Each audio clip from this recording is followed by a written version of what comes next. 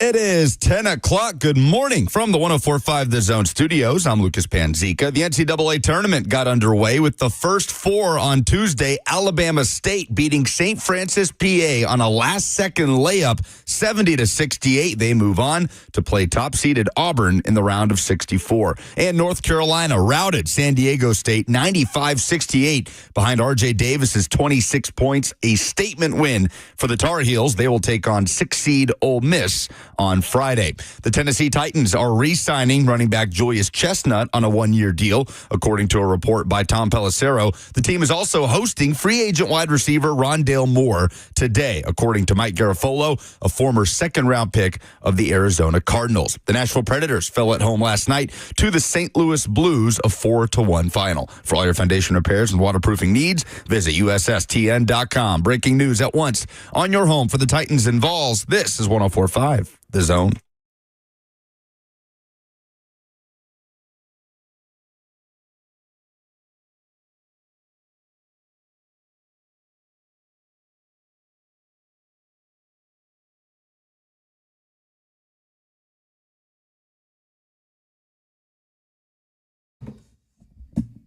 So Aaron Rodgers on the outs in Minnesota. That is a significant news event that will have implications on every quarterback-needy team in this offseason cycle. We got reports of Will Levis being shopped. Many of you are rejoicing. We've got news of Titans workouts. We've got college basketball results. We got a full show today. For some reason, we have Jackson. What are you doing back there? I thought I got rid of you. Per the court order, I get one monthly supervised visitation with Lucas per month.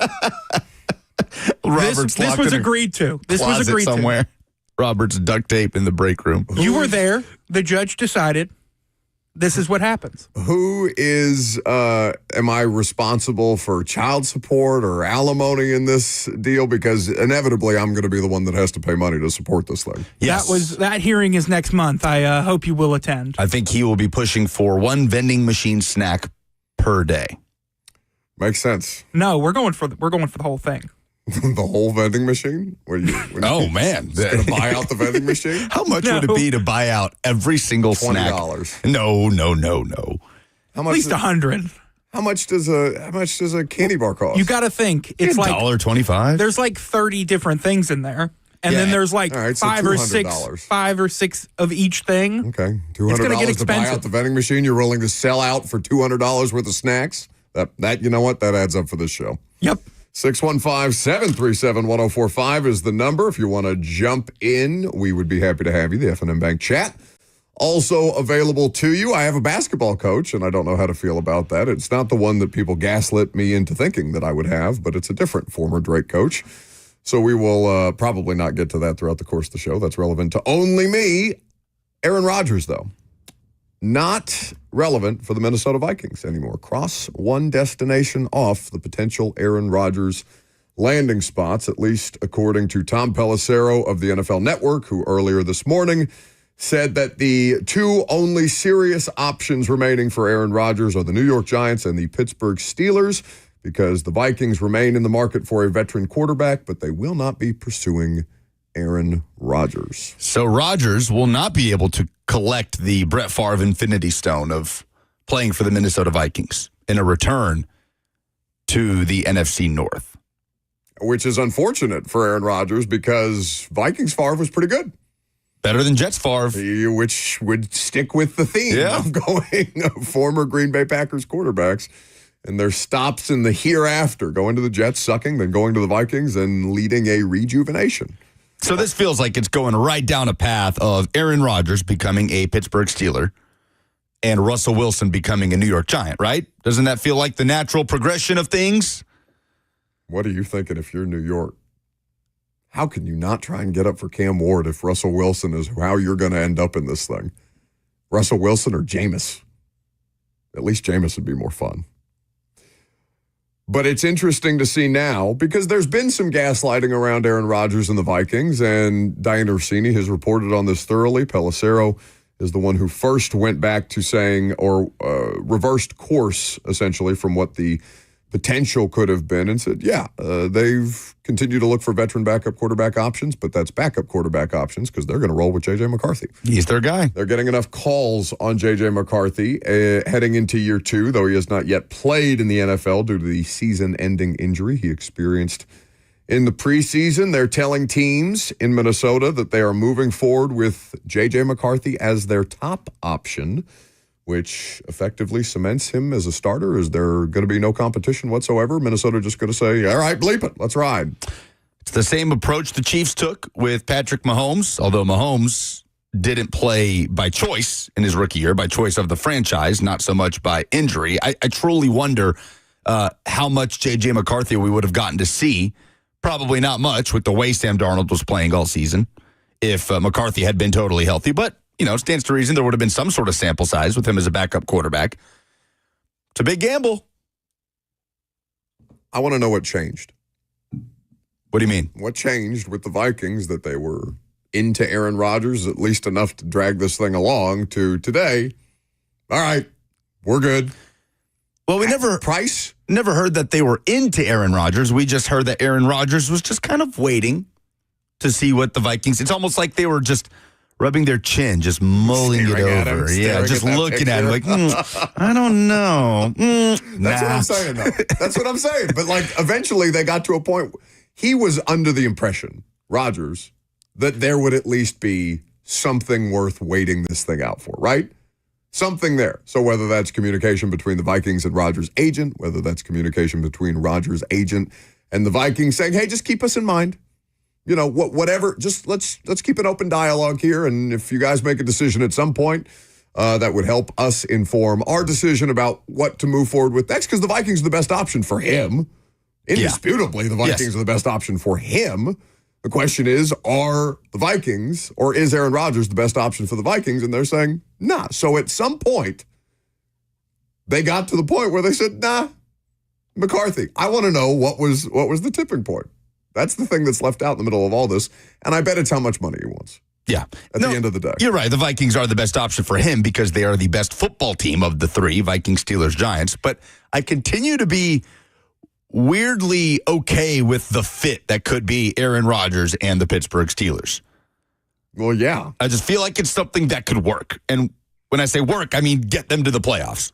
That or because that's all they do. If this is the thing that ultimately upends Mike Tomlin, like the explosive personalities of Pickens, Metcalf, and Rodgers in one room. Again, he's done it before. Mike Tomlin has. Perhaps he can do it again. But that's a lot to ask of one coach. He's only one man at the end of the day, and that is more responsibility or more headache on a week in, week out, day in, day out basis than most NFL coaches would want to put up with. Those three are headaches. All three are also pretty good football players. So if anybody, who's not? Oh, you still don't think Rodgers is?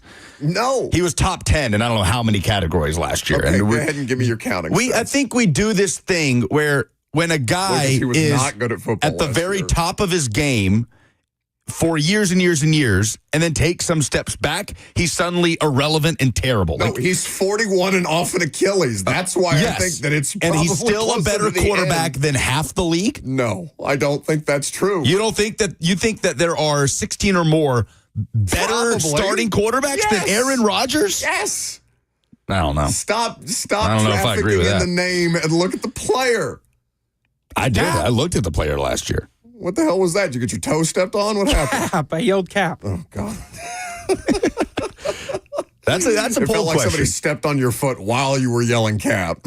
That's a poll question. Are there 16 starting quarterbacks better than Aaron Rodgers? Well, that's entirely up to you. Are you going to put it on the poll? Like, who is, to you, just top of your head, Oh, my God. 16th or 15th best starting quarterback in the NFL? 15th or 16th best starting quarterback. It's probably right around the... Darnold? Darnold, statistically, he was good last year, but there's just some moments that leave you scratching your head. I'd put him closer to top 13 or 14. What about Bryce Young? Trevor Lawrence? Lawrence below the line. Lawrence is objectively bad. Lawrence is the most disappointing player in professional football. That does not, to me, warrant top 16. Because even then, you could debate whether Aaron Rodgers at this point in his career is capable of doing the things that Trevor Lawrence can do, even if he's wildly inconsistent. Again, what is he capable of at this point of his career? I'm not saying that Bryce Young or Trevor Lawrence or any of these quarterbacks that we might mention, but think about we're even having a conversation with him around those kind of names, okay? And I know Sam Darnold's coming off a career year, but still, he's probably outside of the top 10 at his position. Hell, isn't his average annual salary just top half of the league at, what is he, 36 and a half, 37, I think at this point in time. So we don't have to go down that rabbit hole. Titans are shopping Will Levis, which is to be expected. Yes, that is the least surprising news of the day. Well, it's only relevant in so much as, all right, Cam Ward. Like, everything is telling you that Cam Ward is going to be the next quarterback of the Tennessee Titans, even if the team that is currently in possession of the number 1 overall pick isn't actively saying, yeah, Cam Ward is going to be the next quarterback of the Tennessee Titans. If they're shopping Levis, I mean, even if they weren't shopping Levis right now, they would have to at some point try and recoup some value for him, because Brandon Allen, they brought Brandon Allen here because they tried to bring Mason Rudolph back, and Mason Rudolph didn't want to come back. So they're bringing Brandon Allen in to be the Mason Rudolph role, which was what? The backup quarterback. And sure as hell, he's not backing up Will Levis in 2025. Speaking of quarterbacks, Netflix is bringing back the show Quarterback, and they've announced finally find the one to do 3. it. They found 3. Oh. And I got to say, it's a pretty good list. Joe Burrow, Jared Goff, and Kirk Cousins. Again, are the 3 that'll be featured. he was like America's darling. He on was. that show. So I see why he's doing it again. And he had for an PR. interesting path in 2024. Yeah. Red hot start to the season, coming off the Achilles and then an ankle, and he tailed off, gets benched for a rookie. Obviously, Jared Goff and the surge that he's had with Detroit, and Joe Burrow having this superhuman season but falling short of the playoffs. To me, all pretty intriguing storylines for a docuseries. I never watched the first one. I watched the first one, and that was it. I watched 1.5 episodes of Receiver. I watched the Amon-Ra St. Brown. No, I watched the first one, and then I watched like half of George Kittle's episode. I think he was episode number 2. That was very Kittle-centric. Anyway, 615-737-1045 is the number. We had college basketball to help us fill in the round of 64 in March Madness. Of course, the Vols, as a 2 seed right now, are looking to make some noise in the tournament. Bob Kesling, speaking of noise, voice of the Vols, will join us coming up next.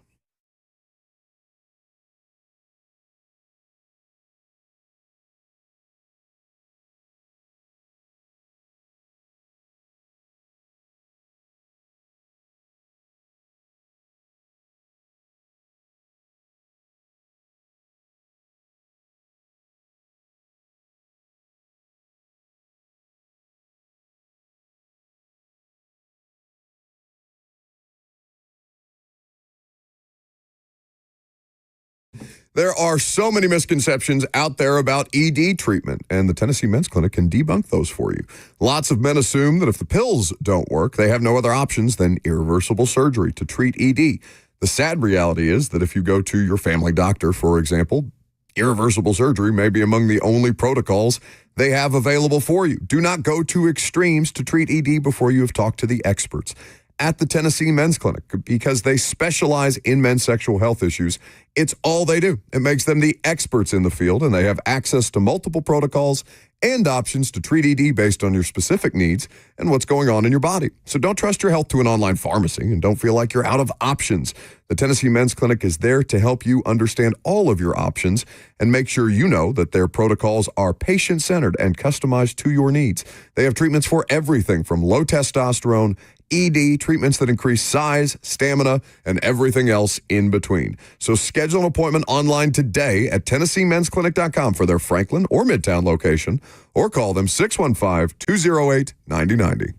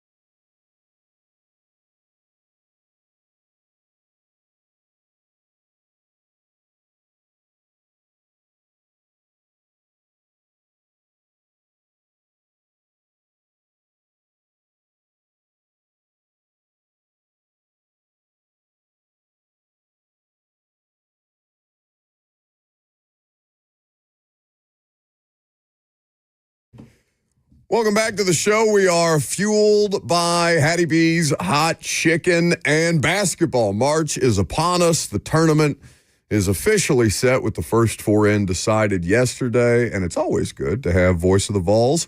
Bob Kesling joined the show. Tennessee getting underway against Wofford. The Mighty Terriers strikes fear into the heart, of course. But Tennessee, as a 2-seed, expected to handle business in the first round, and we'll see if they can't make it at least as far as they did in last year's tournament under Rick Barnes. Bob, it's good to see you, bud. Thanks for hopping on. Good to see you guys. How you doing today? We're doing good. We're just excited to get this underway. It's been a fun college basketball season, just a fun year in the SEC. Bob, obviously you're closer to it than anybody else who's doing it at this point, night in and night out throughout the course of the last couple of months. Just how much fun has it been to do games in this year's conference? Every night has been a slugfest. And just when you think you got everything figured out, then something else happens. Everybody thought Georgia was done. They had lost four straight down the stretch. There's no way they can turn around. What do? They turn it around and win some games, make the tournament. Same thing with Texas A&M. Who'd ever thought that Kentucky would beat Tennessee twice? Who'd ever thought 14 teams in this conference would get in the tournament?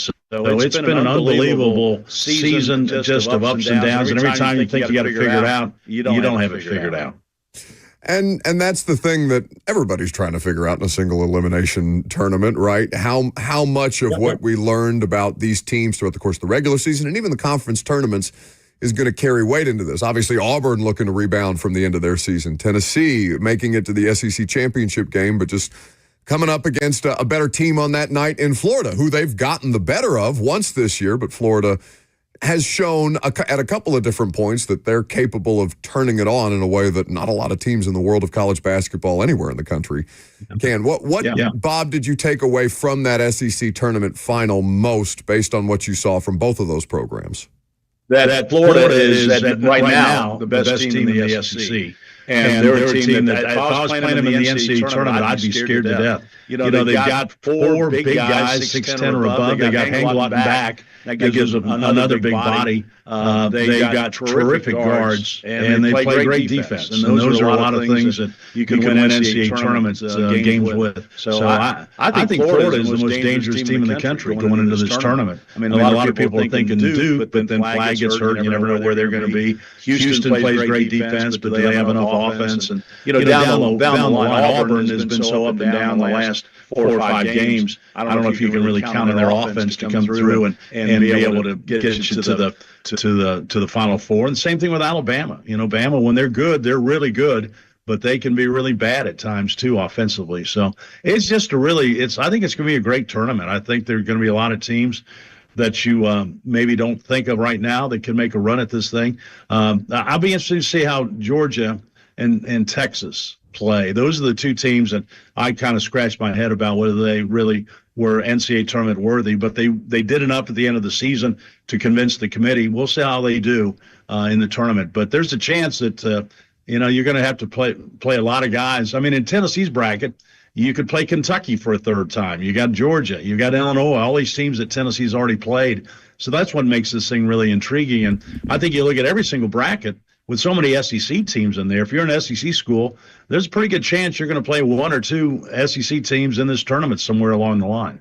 Bob Kesling, Voice of the Vols, here with us on 104.5 The Zone. Tennessee gets underway in the NCAA tournament tomorrow, 5:50 p.m. tip against the Wofford Terriers. You can hear it right here on 104.5 The Zone. Well, Bob, the advantage Florida had over Tennessee was very clear, right? Dominating on the boards, out-rebounding Tennessee by 14, points in the paint, outscoring Tennessee 32-20. How much of a focal point has that been for Rick Barnes and this basketball team in the lead-up to the NCAA tournament? And when you look ahead at some of those potential matchups, how do you see Tennessee kind of stacking up in that regard in and around the basket and on the specifically offensive glass?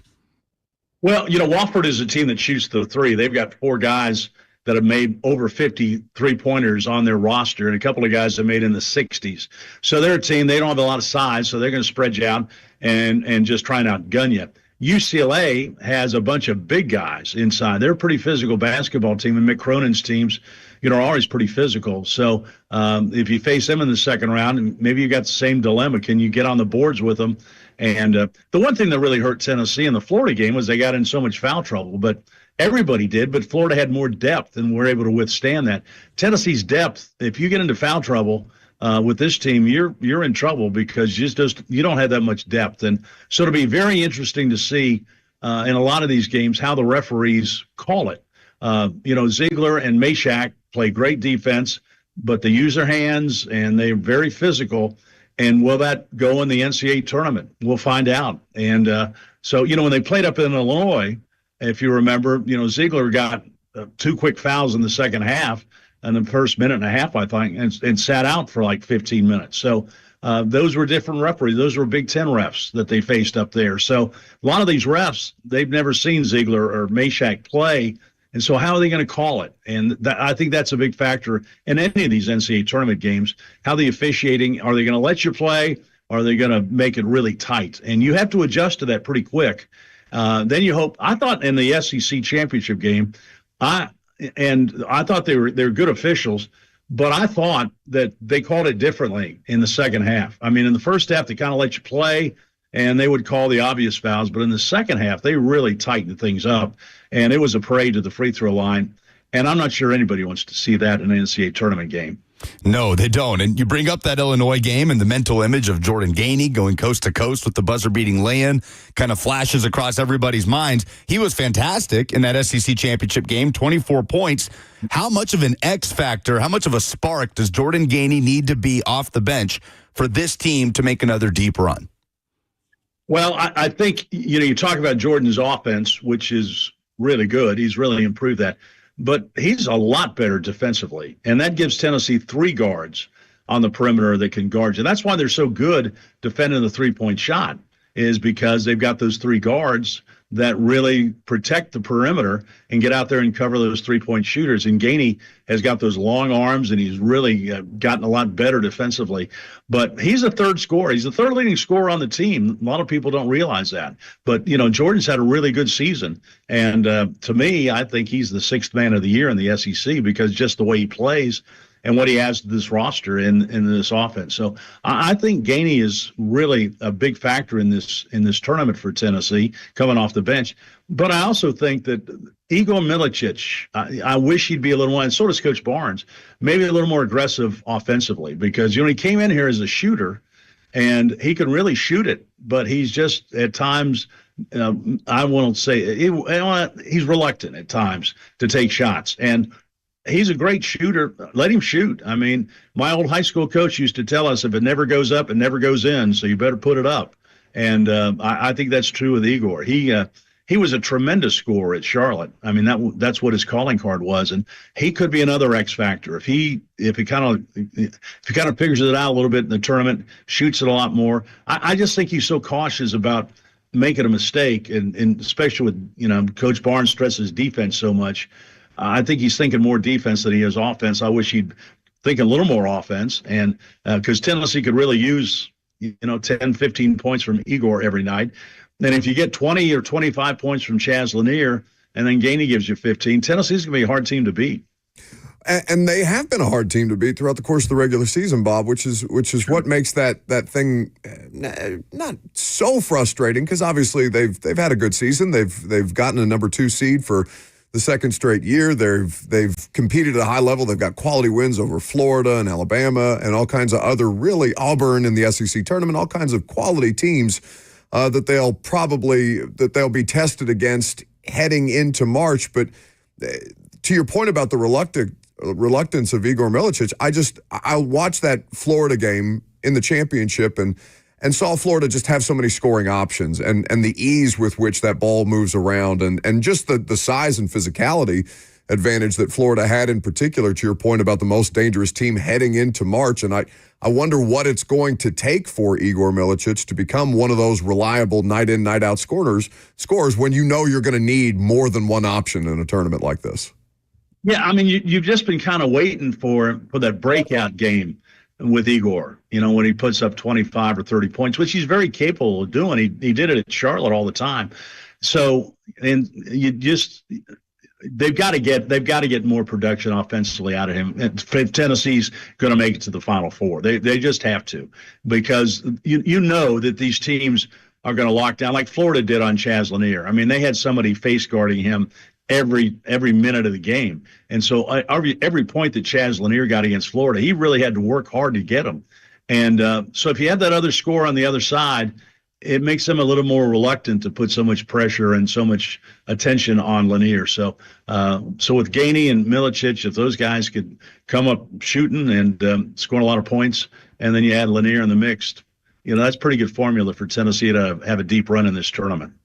Bob Kesling, voice of the Vols, here with us on 104.5 The Zone, getting us ready for tournament time tomorrow against Wofford. So, Bob, being in attendance last week at the SEC tournament at Bridgestone, we were lucky enough to do the show from the concourse. First of all, I thought it was very cool what Greg Sankey and what the SEC did to honor you and Bert Bertelcamp for your many, many years covering the Vols in the SEC tournament on the court pregame before that Texas game. But sitting there watching that Texas game, it was kind of hitting me, Bob. This is the last time. I'm not going to be at any of the tournament games.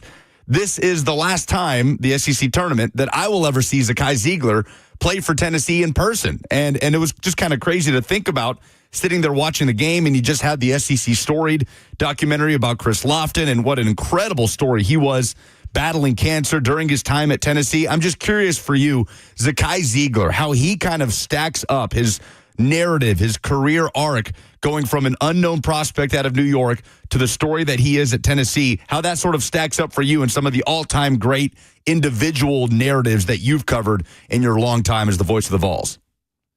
Well, Zakai's special. And I remember the first time Bert and I went over to practice when he first got here, where you think, who is that guy?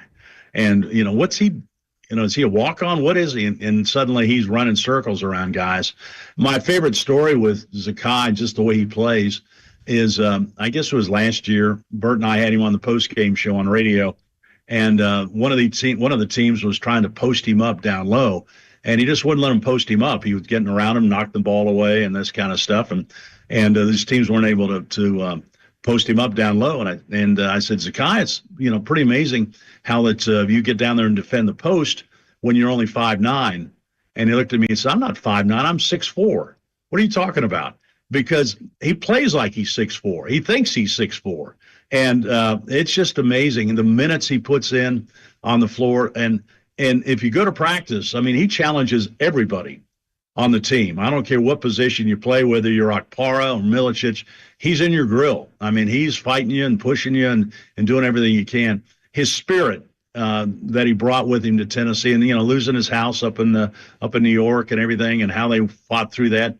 Nothing deters the guy. I mean, he just is somebody that loves basketball. He really appreciates the opportunity he got here because not many people were recruiting him, and Coach Barnes saw something that nobody else really saw in him. And then I think Zakai's got to be in the top 10 at least, maybe higher, in Coach Barnes's favorite players. Just how he attacks the game, the leadership he's shown, and you're right, it's going to be different out there without Zakai. Now, I guess the NCAA is still talking about giving these extra years out, so we'll see what happens. Maybe Zakai might be next year. So don't get my hopes up, Bob. Don't gaslight him, Bob. Don't gaslight him into thinking Zakai. I mean, it's possible. It's stranger things. Hell, it's happening at Vanderbilt with the quarterback situation for sure. Well, of course that was junior college, right? And so Zakai wouldn't be junior college, but they're still talking about giving guys this extra fifth year. I don't know when they're going to decide that. They need to do it quickly, as Coach Barnes said, because they're trying to put their roster together for next year. And so you got to figure out, do you have to hold a couple spots for guys, or what do you do? So we'll see if that happens. But no, because Zakai has been just, he's such a great kid he's not a kid, he's a young man. He's such a great young man off the floor too. And, he signs every autograph. He stands around after the game and talks to kids. And he just is really a pillar in this community and a great leader on this basketball team. And you're right, we'll miss him. Well, and I wonder, because you brought up how special the relationship between he and Rick Barnes is, Bob, and obviously you've covered coaches and many, many players that have come through that arena and on that court in particular, but just how would you articulate to the audience who maybe doesn't see it day in or day out or in the press conferences when Rick Barnes is giving him a hard time about taking his braids out and stuff like that, how he looks like a totally different person? Like, how would you best articulate the relationship between those two? I think you hit it there pretty good. I mean, Coach Barnes is, of all the coaches I've been around, the most intense coach I've ever seen in practice. I really believe he loves practice more than he loves the games. And I think most great coaches do, because most great coaches are teachers and they want to teach the game of basketball. And his intensity level during practice, and it's not just the last guys on the roster that he yells. He yells at them all. I mean, he expects I don't want you here. I want you 6 inches over here. I mean, it's that precise on how he wants this thing played. And the guys that can understand that he's going to be hard on you he's going to be as hard on Chaz as he is on Zakai. Everybody gets treated equally. And if you can take it, and if you take it in as that he's yelling at you to be a better player, then you're going to flourish in his system. And that's what Zakai has done. Zakai, early, he was as hard on Zakai as he was anybody because he saw the potential. And that's what's made Coach Barnes such a great coach. He is on everybody. There was a story. I was at practice several years ago during the Grant Williams and Admiral Schofield years. And if you make a turnover, you run. And if you throw the ball away, there's a little machine they have in the basketball court. You got to get on a machine, and it's like a ladder climber type deal. And if you make a mistake, have a turnover, because he doesn't tolerate those, you got to run. So this was the day before a game. And so they're practicing in the arena, and Admiral gets the ball top of the key, and he throws the ball out of bounds. And Coach Barnes says, "Okay, Admiral, take off running." And Admiral says, "Well, he went the wrong way. I threw it where I was supposed to throw it, but he went the wrong way." And Coach Barnes says, "You threw it, you get the turnover, so take off running." And Admiral's kind of scuffing around, and Coach Barnes goes up to him and says, "Hey, Admiral, roll your eyes at me one more time. See what happens. Yeah. Go ahead. Roll your eyes at me one more time." And with that, Admiral took off and ran up the stairs. And the players saw, if he can do that to Admiral Schofield, he can do it to anybody. And I think that's what makes Coach Barnes such a tremendous coach, is he treats everybody the same. And because he's hard on them, because he wants them to get better. And, even now he's talking about how much better this team needs to get. And you're 6 games away from a national championship. So that's just how he's wired and how he's driven and why he's been so successful as a head coach. How unique, though, Bob, is that in today's game specifically, where you've got a coach who has that level of command, right? Because that's not an easy thing to do in the current climate of collegiate athletics, and how basically you have to stay constantly in recruiting mode for your own roster, where kids can transfer, in season in certain cases. Tennessee experienced this.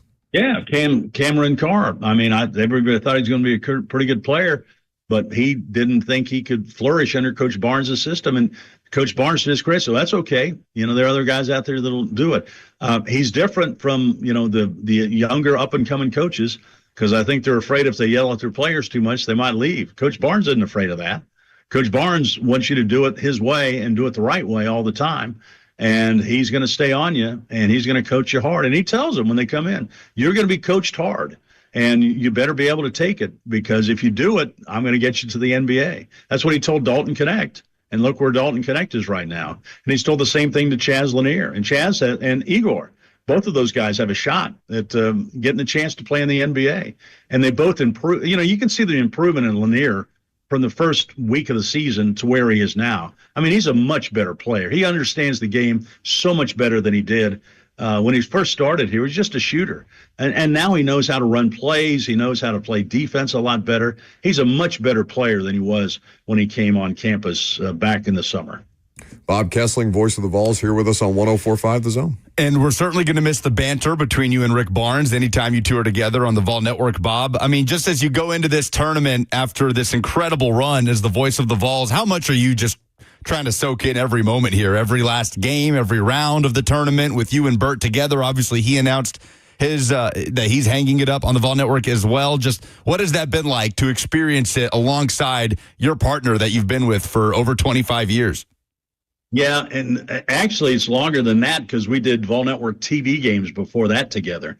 And so we did those for 2 or 3 years. And so almost 30 years now we've been doing games. But, I covered Bert when he was playing basketball at Bearden High School against Elston Turner. That's crazy. The Civic Coliseum here in town, when they were filling it up, Austin East against Bearden. And then when he played at UT, I covered him when he played at UT. So I've known Bert since the late 70s. And so when I was going to try and find an analyst to work with me, Bert had seats on the third row right at midcourt. He was at every single game. And I thought, well, who's more invested in this program than Bert Bertelcamp? And so I talked him into it a little bit, and we've had a great ride. It's interesting, Bert. It's an advantage because you got to find a color guy that can do the games, get off work and all that stuff. Well, Bert owns his own company, Bertelcamp Automation, and so he has some flexibility that he can take off and do games, and so that's been a big advantage. But besides having a lot of fun on the radio, we're also good friends, and our families are good friends, and it's just been a terrific ride with Bert. And he's been and people forget sometimes what a good player he was. I mean, he played on 3 NCAA tournament teams at Tennessee. He was on the team, point guard for the team that won the SEC tournament in '79. He holds Tennessee's record for assists in an NCAA tournament game with 16. Can you imagine 16 assists in an NCAA tournament game? That's pretty good. Crazy. So he won a lot of games at Tennessee and was a really good player. And I think he's a really good broadcaster, too. Bob, I just imagine you looking over in the stands at some point, hearing some lunatic yell, "Money!" and saying, that guy, he's going to be my analyst. Like, was he as animated in the stands? Yeah, well, Bert's invested in it, man. Of course, his dad played here, was a captain. In fact, it was special when our last home game at the arena. Bert's dad, I think, is 93 now and doesn't get around as well as he used to. And so, but he made it to that game. And so after we had our little ceremony at halftime, we both walked over and said hi to his dad. And that was really special to have him here. So anyway, it's been, I just go back and look, it's been with the season going on. You don't have much time to reflect because you're still on your normal schedule, preparing for games, doing vol calls, going to practice and all the stuff that you usually do. And then now when you kind of see the finish line, it is kind of starting to hit me a little bit that, the next game could be the last one. And you hope it's in San Antonio, but we'll see. But still, it's been such an unbelievable run. I've been very blessed and honored. And I came here in 1972 as a walk-on fullback on the football team. I didn't know anybody on the football team. I didn't really know anybody in the state of Tennessee. And to think the run I've had here and how many special people I've met since 1972 and never could have dreamed that I'd be able to become the lead announcer on the Vol Network and represent the state, the university. It's just been an unbelievable ride, and I've been so blessed and honored. Well, we are blessed and honored to have had you be a part of our lives and so many others in the audience, Bob, across the state, Vols fans everywhere. Truly grateful, and I know they've expressed that to you in a variety of different ways throughout the course of the season. I'm glad that you're getting to appreciate it. It's a hectic, hellish schedule throughout the course of football season and basketball season. So it is. Now, as we get ready for the last ride for the two of you, we're looking forward to listening the whole way through. Thank you so much for the time, Bob. It's good to see you. Thanks, Bob. Guys, always good to talk to you. Thanks. Hope we talk again before the tournament's over. Absolutely, No we will do that. Bob Kesling, voice Thanks of the Vols. Have a great day. Have a great day as well. Bob always making everybody's day a lot better, and we'll look forward to hearing him and Bert on the call on the Vol Network. 5:50, the tip-off against the Wofford Terriers tomorrow for Tennessee. 615-737-1045, the number. You have observations? Sure do. Okay, SEC observations are next.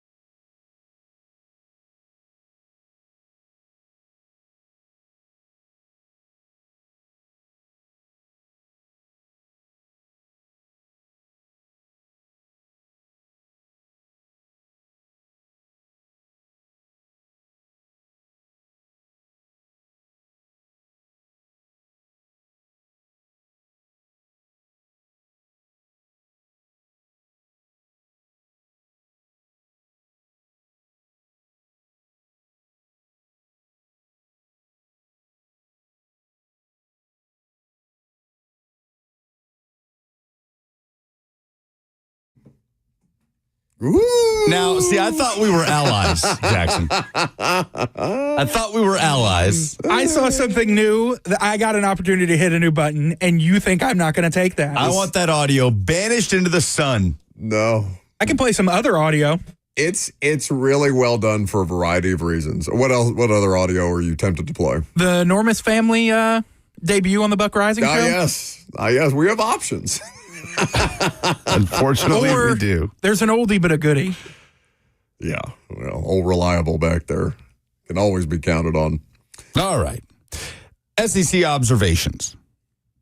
SEC legend Scotty Scheffler has announced his menu for the Masters Club dinner on April 8th. I know the NCAA tournament No, I'm with that. is really rearing up, but this always catches my eye. It's a food show. Before we get to the amount of SEC teams that are underdogs in the first round, quickly, I want to highlight that Scotty Scheffler is serving up cheeseburger sliders and firecracker shrimp as the appetizer.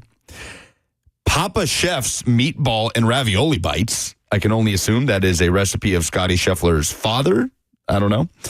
The first course, Texas-style chili. The main course is a choice of wood-fired cowboy ribeye or blackened redfish. So much meat. And for dessert, So much red meat. there's a red fish too. And for dessert, a warm chocolate chip skillet cookie. How do we rate Scotty Scheffler's Masters Club dinner? No notes. No notes, Jackson says. It's perfect. What do you mean? It's like he's taking everybody to Chili's. And you don't. There are some chilies in there for sure. Of course, you would come at me with some chili slander. I'm not going to hate on chilies, but Meatball and ravioli bites, firecracker shrimp. What are we going to Outback? yeah.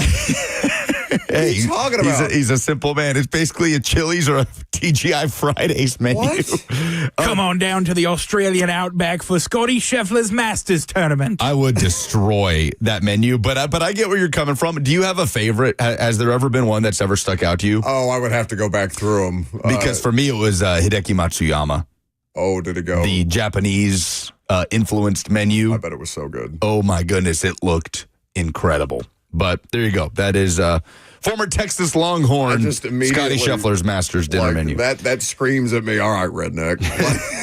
All right. Speaking of Texas, how many SEC teams, 14 in the tournament, how many of those 14 would you guess are underdogs in their first game?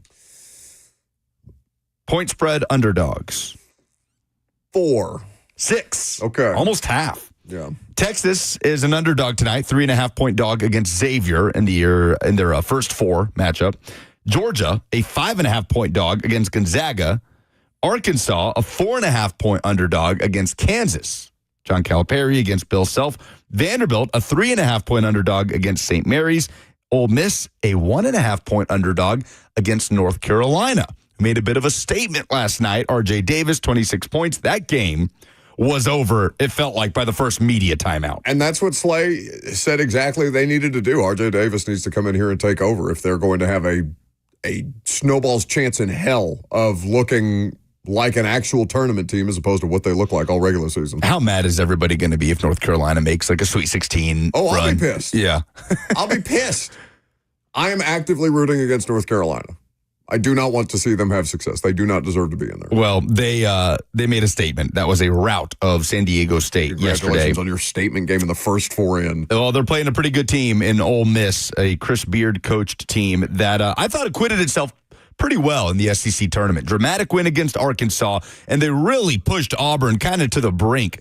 Malik Dia had a phenomenal SEC tournament, the Nashville product. We'll see how he follows that up against North Carolina. And Oklahoma, underdog against UConn, 5.5-point dog against the 2-time defending national champs. Nobody seems to be picking UConn to make a deep run. They've been as quiet as they have been. Well, in quite some time under Dan Hurley, with the exception of Dan Hurley's press conferences are not quiet. Your random Dan Hurley outburst against a referee or something. I'm the best coach in the sport. Like that, yeah, that's why that's a hilarious way to complain about a call. I love him for that. I love him so much for that.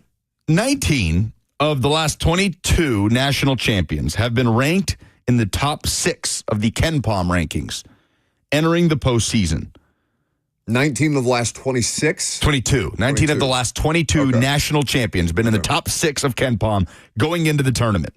The top 6 of the Ken Palm rankings going into the tournament: Duke, Florida, Houston, Auburn, Tennessee, and Alabama.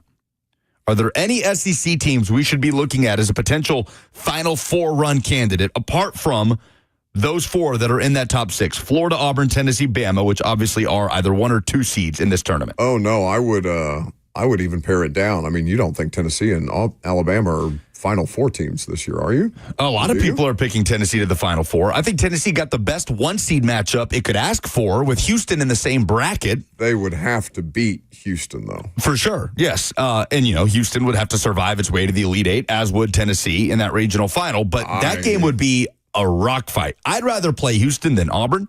I'd rather play Houston than Florida at this point. And I'd rather play Houston with a Cooper Flagg-led Duke team. Personally, Houston's a great team. You don't know what Cooper Flagg's going to look like. No, we have no idea on an ankle sprain. And I get that, but I don't know. I would not pick them over Houston. I'd be most concerned about. It does feel like Kelvin Sampson is just due a national championship. I know that hurts you as an IU fan. Yes, it does. It feels like Bama might be the weak link. They've been so dreadful defensively. Yeah. The Grant Nelson injury is a huge question mark. That's one thing about Tennessee. They're very healthy right now, knock on wood. But Alabama has just been awful defensively. The way Kentucky ran up and down on them in the second half of what looked like it was going to be a classic at halftime. Both teams on pace for 90 points in that SEC tournament semifinal. Kentucky.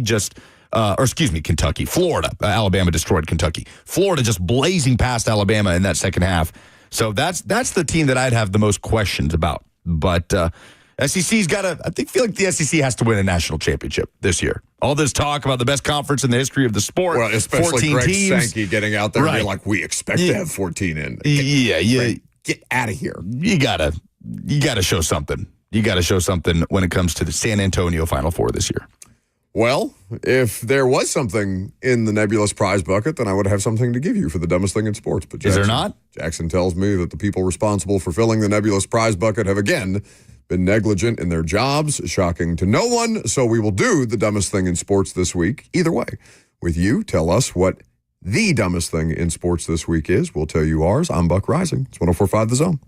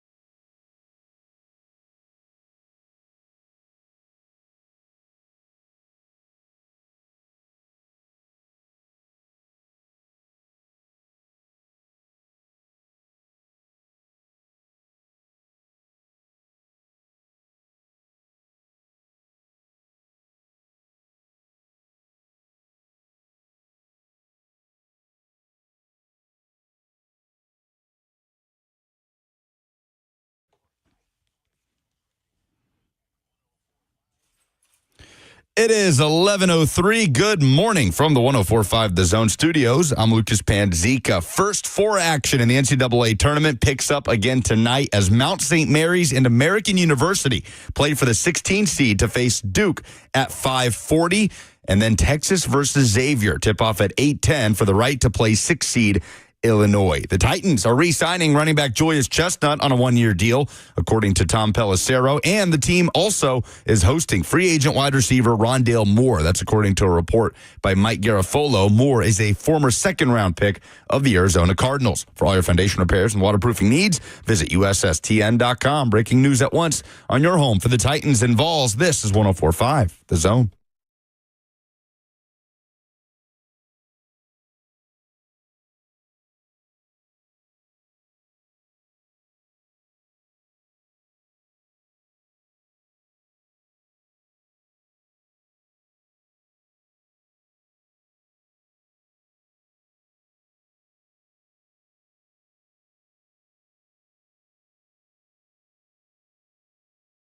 Indeed it is. 615-737-1045 is the number. You call in, you tell us what the dumbest thing in sports this week is.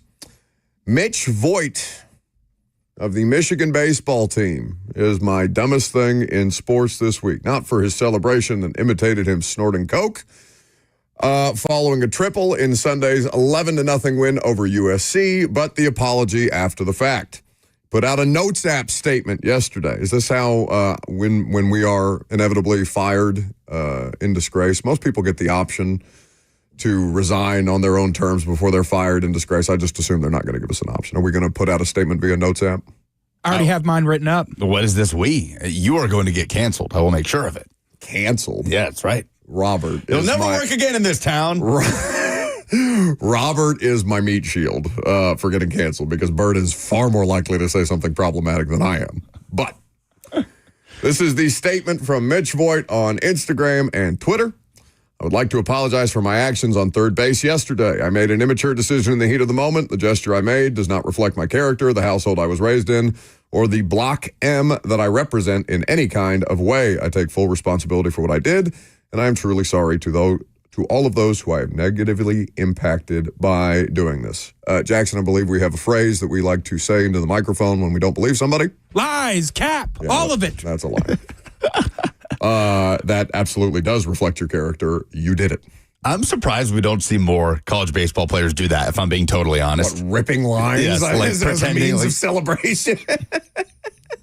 I mean, come on. Nobody believes that you did it on accident, bud, or that's not exactly who you are. Okay? Like, if I had to pick somebody on the Michigan baseball team that looked like they went skiing for fun, it'd probably be Mitch Voigt. You just got that look about him. That's reckless speculation. Okay, go ahead and give me the reckless speculation sounder then. That's fine. That's fine. I am recklessly speculating that he looks like somebody that goes skiing on a regular basis, and I don't mean at Breckenridge. I am so fed up with fake apologies or apologies for the sake of apologies. You're not sorry. You did it. You were roundly praised by everybody on the internet. You probably loved it until somebody told you, hey, we're going to get a fine for this. You need to go out there and put a statement out. You're not sorry. That is who you are. I don't care. Yeah. I wonder who wrote that statement for him. Oh, God. What was that? That was Ross. Jesus, Ross.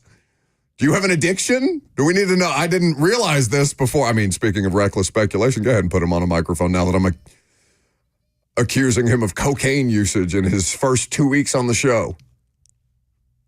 I do not. You can hear him instantly regretting the bit in real time. Convincing, yeah, sure, professionally. Come work with us. I'll accuse you of using cocaine on the air. Somebody write a statement for Ross. My dumbest thing in sports this week. Use mine, buddy. Jackson, I would like you to write the statement that Yes, I do not please. believe from Ross and then put it out. Put it on a notes app. I will retweet it from my Twitter account. The Bengals are the dumbest thing in sports this week. Not because they paid Jamar Chase and T. Higgins, but the path that they took to get there. I saw this tweet, I believe you sent it in, from Elliot Shore Parks, who covers the Philadelphia Eagles. And he simply stated 2 days ago, the Eagles got A.J. Brown and Devontae Smith for $100 million less then the Bengals got Jamar Chase and T. Higgins. Now, let me say, I think Jamar Chase and T. Higgins are a better wide receiver duo than A.J. Brown and Devontae Smith. Both are very good. I would just rather have Jamar Chase on my football team over any wide receiver in the NFL. But I'm with that, but for $100 million less. $100 million better. Uh-huh. And it's because the Eagles are as good at this as anybody in the NFL. They just pay guys. They know it's going to happen, and they just do it because it's not going to get cheaper. The way the Bengals have done this, with T. Higgins especially, placing the franchise tag on him last year and this year before they got that deal done, just set themselves up to totally hamstring themselves in this window where now they got to pay Chase and Higgins in the same offseason. And they're talking about keeping Trey Hendrickson on a long-term deal, which could make him close to the highest paid non-quarterback in NFL history, which currently is his teammate, Jamar Chase. So it's the kicking the can, the thing that the Eagles do so well that the Bengals have done so poorly. Congrats to the Bengals for keeping their stars. Good luck signing anybody else of consequence without totally destroying your cap for the next few years. Well, that's the thing. Like, they're getting praise for this, and they shouldn't. They're idiots. Duke Tobin is at the Combine, Lucas, talking about they're going to make Jamar Chase the highest paid non-quarterback ever. They did. I know, but you don't say it. That's not a negotiating tactic, you dopes. They could have had him for $35 million a year ago. They're being praised like they've done something good. No, it cost you so much more money to do it the way that they've done it. Yeah. I'm not mad at them paying both of them or anything like that. Like, okay, it makes sense. The Eagles did it. They did it for $100 million less than you. I will be impressed with the Bengals if they get the Trey Hendrickson deal done too. That is when I will be impressed with the Bengals because that would make absolutely no financial sense whatsoever. Not for this. Not for them kicking the can down the road to their own detriment, and then everybody's celebrating them after the fact because, oh, look how much money the 2019 LSU football team is getting paid. No, you idiots. It is insane, the 2019 LSU football team. LSU wide receiver right? Over Ohio State. I mean, Ohio State's putting them in the NFL at a crazy rate right now. But it's LSU. When you look at, and then even the rookies last year, Brian Thomas Jr. and Malik Neighbors, and then Jamar Chase and Justin Jefferson are arguably the two best at the position right now, without question. But yeah, when you know you have one of these guys, just pay him. Just do it. You're just going to end up having to do it anyway, unless you're John Robinson and the Titans, and it's just going to cost you more. What did you do that for? What did you just kick him in the ribs for? That was a drive-by. That was crazy. I just imagine that's what pops into Titans fans' heads, right? When you have that guy, you just do it. All the time, and Lucas just took a knife and twisted it in your side that way. It was weird. Bengals are the dumbest thing in sports this week. All right, what do you got, Jackson? Oh, me? Okay, perfect. I'm going with the West Virginia governor holding a press conference calling it robbery at the highest levels while standing in front of a podium that says the National Corrupt Athletic Association. I would like to hear your response, Buck Rising. Is your new basketball coach is involved in this? Darian DeVries? I can hear Ross correcting him in the background. Yeah. DeVries? Well, I don't know this guy's name because he has such big shoes to fill for an icon of Indiana basketball. Shut up. NBA champion Mike Woodson. True. Is he an NBA champion? Yeah, he won one as an assistant coach with the Pistons in 2004. Bleep off. Bleep all the way off. Some say that the Pistons' downfall happened after Mike Woodson left the building. A lot of people, including Chauncey Billups. Well, Chauncey Billups is doing well with the Blazers, isn't he, right now? He's had a nice bounce back. By the way, Maurice says the dumbest thing in sports this week on the FNM Bank chat is you thinking or calling Tracy Morgan Tracy McGrady yesterday.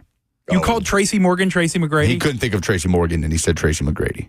Yeah. First, you take a shot at Chili's, and now I'm finding out that you take a shot at Tracy Morgan. Come on, man. Taking a shot at Tracy Morgan. I just, Tracy M. I got it mixed up. The West Virginia governor, I'm with you on that, Jackson. I hope he got himself some votes because suing the NCAA obviously will do nothing. Do you like the hire? The state of Tennessee. Well, sure. But suing the NCAA for keeping your team out of the tournament. It's only cool if we do it, Lucas said. Do you like the hire? Oh, I don't care. I mean, Yes, you do. Yes, you do. You care you cannot immensely. sit here and complain about Indiana and make us listen to your complaints about it and then just say, I don't care. I just want to win. I don't care who they hire. He wins. To me, so did Archie Miller. You know what I'm saying? Like, I am done getting myself excited about basketball hires. I am going to see how it plays out. I hope that he's good. I hope that he can make Indiana basketball great again. I have my suspicions because I've been through this before, and Mike Woodson was celebrated, and Archie Miller was celebrated, and Tom Crean was celebrated, and all of them. Just, bleh. All right. What do you got, Ross?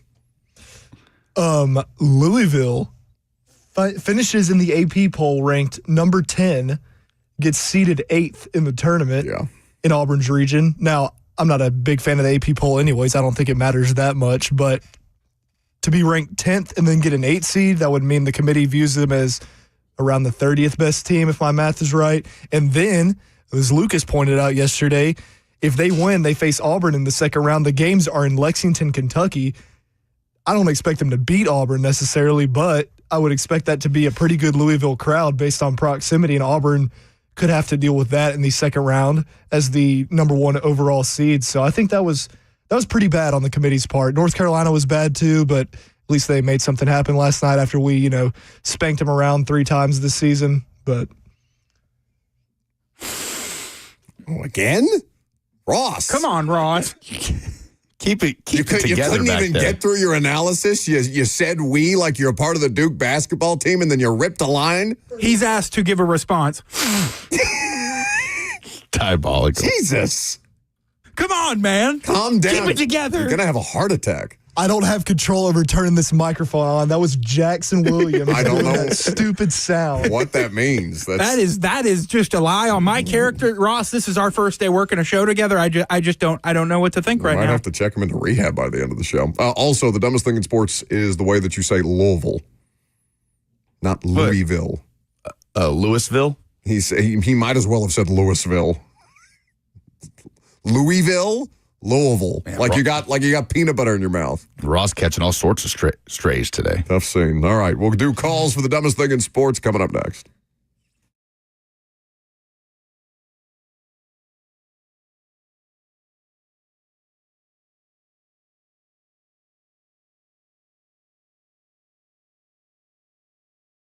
It's officially truck month at Two Rivers Ford, and hot off the press, Two Rivers has just announced 2.9% financing for 72 months on all remaining 2024 F-150s, which is huge. That's 2.9% APR for 72 months when you finance through Ford Credit. And Two Rivers Ford has got hundreds of trucks on the lots. They have over 200 F-150s in stock, the largest stock of the baddest truck on the road anywhere, and their non-commissioned sales team will make sure to find you exactly what you're looking for. And when it comes to price, Two Rivers Ford sells at invoice.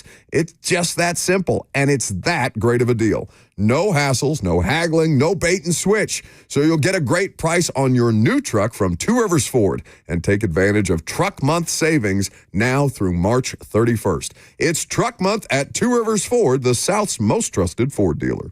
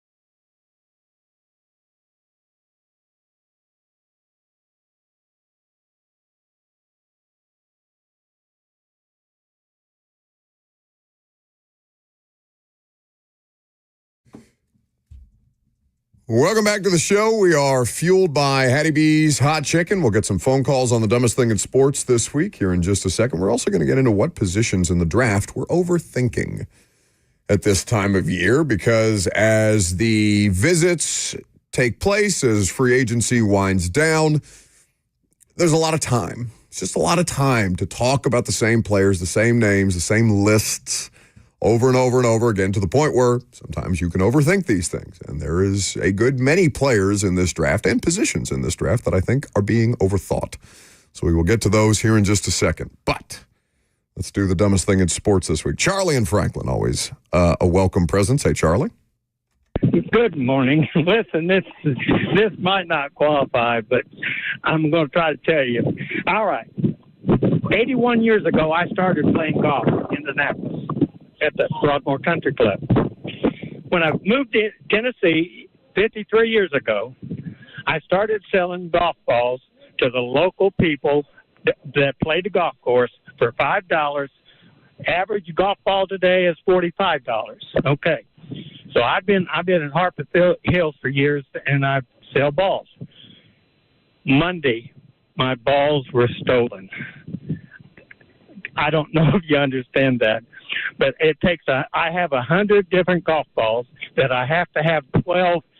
I have to have 12 before I can sell them. So I put them out for sale for $5 just because I want to be a nice guy. So somebody on Monday from 3:30 to 4:30 stole my golf balls. Oh no! Wait, I'm sorry to hear that, Charlie. I have follow-ups, Charlie.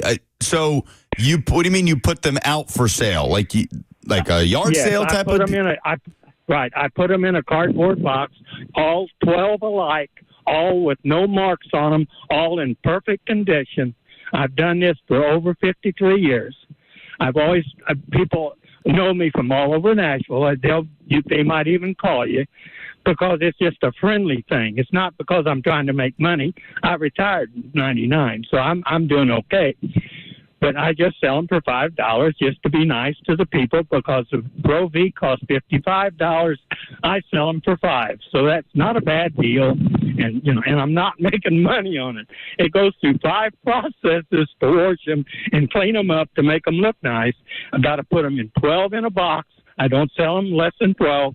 And somebody just absolutely picked them up, put them in their car. Now the bad thing for them might be we have a camera, and we might be able to, I don't know if I want to turn it into the police or not, but we actually have a camera that probably watches them steal them. Well, I hope you find them, Charlie. I'm sorry to hear that. Listen, no, don't be sorry. I'm not mad. I don't care. I just think it's an unusual thing for some lowlife to steal somebody's golf ball. Not mad. Don't feel sorry for me, please. I'm happy as a lark. Okay. Bye-bye. Glad to hear. So I guess it's like an honor system thing. Oh, good job. Stop trying to work the phones. It usually doesn't work for you. Love the story, Charlie, and I'm really loving my new golf balls.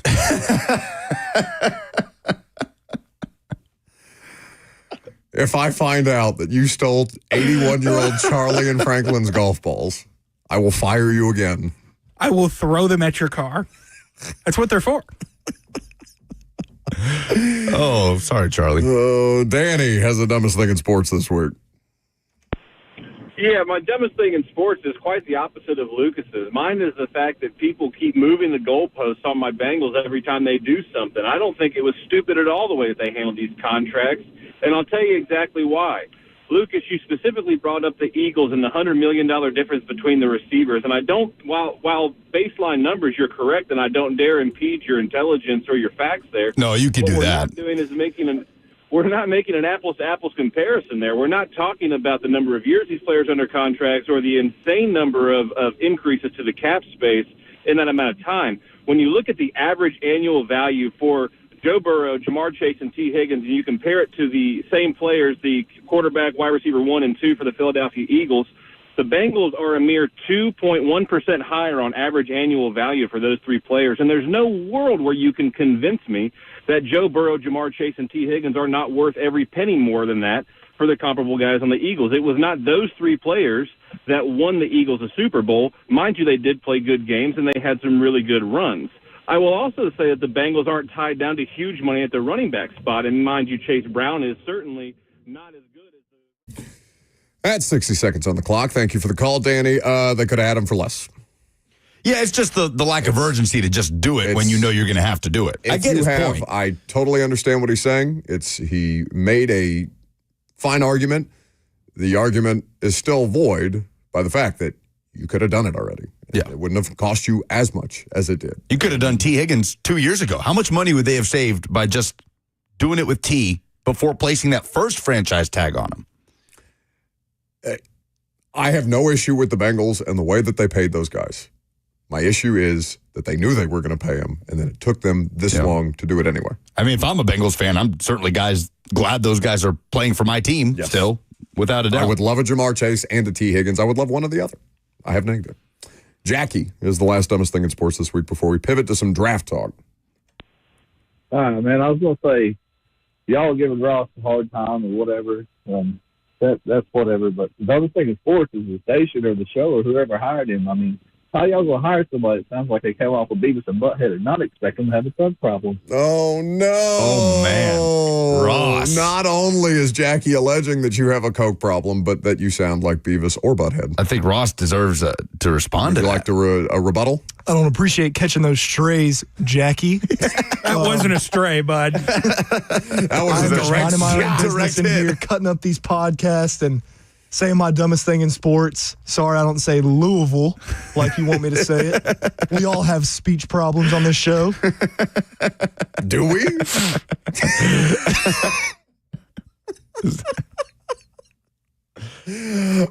He's working hard. Ross is doing a great job. Is he? Got lots of energy back here. Definitely does not deserve what is coming to him today, I will say. Oh, please. If any of us got what we had coming to us, it would be a lot worse for everybody involved. All right, that's the dumbest thing in sports this week. Positions in the draft that we're overthinking. When I say that, what comes to your mind immediately? Word association. Do you have a position, one specifically, that pops into your head? Anybody in the room? Writ large, quarterback. Writ large. We're overthinking the quarterback position. Maybe not necessarily this year, but that is the position that is overthunk the most. We have Kyle Shanahan on or overthunk. I prefer overthunk. Like Josh Pate, I like to take words and make them how I want them to sound. Kyle Shanahan has publicly talked about how he overthunk his way into trading for Trey Lance. When the 49ers Nobody is going to be able to move. take you seriously if you keep going to that. But yeah, we overthink the quarterback position more than any other position. It just might not be the case for this draft specifically. No, I mean, I think that we have overthought the quarterback position because I present to you Shedeur Sanders. Who the hell is going to let this draft go through the entire first round with only one quarterback being drafted? There's just no way. No way in hell to me. This is not 2022. 2022 is the last time that happened, where there was only one quarterback, one first-round quarterback selected, and then we waited until the third round before Ritter, and then later in that round, Malik. This is not as bad as the 2022 quarterback draft class was. We are overthinking this entirely, and I think the idea that Shedeur Sanders, I mean, I'd be shocked if Shedeur made it to the Giants at 3. Just because what the hell else are the Browns going to do? Like, that is the most overthinking of any of these teams, of any of these draft slots. Like, what the hell else are the Browns going to do at Kenny quarterback? Pickett, baby. Shut up. No, they are not going to ride it out with Kenny Pickett, with Stefanski and Andrew Berry's jobs on the line. They're not going to trade for Kenny Pickett, put all their chips in, while Deshaun Watson goes off and gets engaged with all of Jimmy Haslam's money and say, yeah, Kenny Pickett, he's our guy. I mean, I guess he'll fix it. If you're Andrew Berry or Kevin Stefanski, you have to ask yourself, what could get us fired quicker? Having Kenny Pickett as our quarterback with the understanding that this is not the long-term solution, or overdrafting Shedeur Sanders with the number 2 overall pick. If you are Jimmy Haslam and you say you had the number 2 overall pick and still chose to go with Kenny Pickett anyway, please. Again, I don't know Jimmy Haslam personally. I know many of you have experiences with Jimmy Haslam in terms of sports and being around your favorite sports program, specifically the Vols, that don't give you great vibes around Jimmy Haslam. But his behavior would not indicate that of good decision-making or rational decision-making, where his best explanation for the Deshaun Watson contract famously was, no, you guys have to understand, he's still a young, talented quarterback. That was the explanation. Yep. So you're going to tell me that guy's going to be good with them passing on a quarterback at 2 and just being like, but Jimmy, you understand, we told you we were going to do this with Kenny Pickett. No, you dopes. Sure, but then you're doing the thing that we talk about all the time, gets people fired, and that is drafting a quarterback because you just so badly need a quarterback. Now, they could love what Shedeur else are they Sanders. about to do here? They could love Shedeur Sanders, and a lot of people do, but you don't draft Shedeur Sanders at number 2 overall because you just don't want Kenny Pickett to be your starter. That is a recipe for disaster. You don't want Will Levis to be the starter here, and that's your best case for drafting Cam Ward. No, I think Cam Ward's a good player. I think Cam Ward's the best quarterback in this draft. That helps. No. Yeah, that's totally different. But we'll see what they do. I mean, Adam Schefter, as we've mentioned multiple times, said a few weeks ago before the Combine, the thing he's most sure of in this draft That's what I'm saying. is that the Browns will draft a quarterback. Yet Mel Kiper's mock draft, Dane Brugler's mock draft, there's not this consensus that QBs are going 1 and 2 in this draft. I mean, it's all over the place with what the Browns might do at number 2 overall when you look across the board at draft analysts and experts. Somebody, I almost snotted. I laughed so hard at the comment that I just read from Curtis, send Levis to the Giants. Can you imagine? Wipe that smile off your face. Don't look so just pleased by the idea. I know you hate him, okay? I get don't it. hate the You what is hate this? him. What is this that because hate you him don't with want every fiber because of you your don't want being. a player to be a starting quarterback that you hate them personally. I You guess detest just the because sight of him. that is how you You operate. threw things at the screen when the mayonnaise commercial came on. Do not project the way you operate about It's players shameful. onto the rest of It's us. unprofessional. You're speaking a lot on yourself more than you are anybody else. Is what you're Shame not on you, realizing really. here. That apology poem had no aura, and it was all cap. Appreciate the pity laugh, Lucas. What if, though, that's their best option? Because what we can all agree upon, overthinking or not, is that the Giants are banged. You're saying? What if the Browns' best option is to draft Shedeur Sanders? No, if the Giants have no other option but to trade for Will Levis in this situation.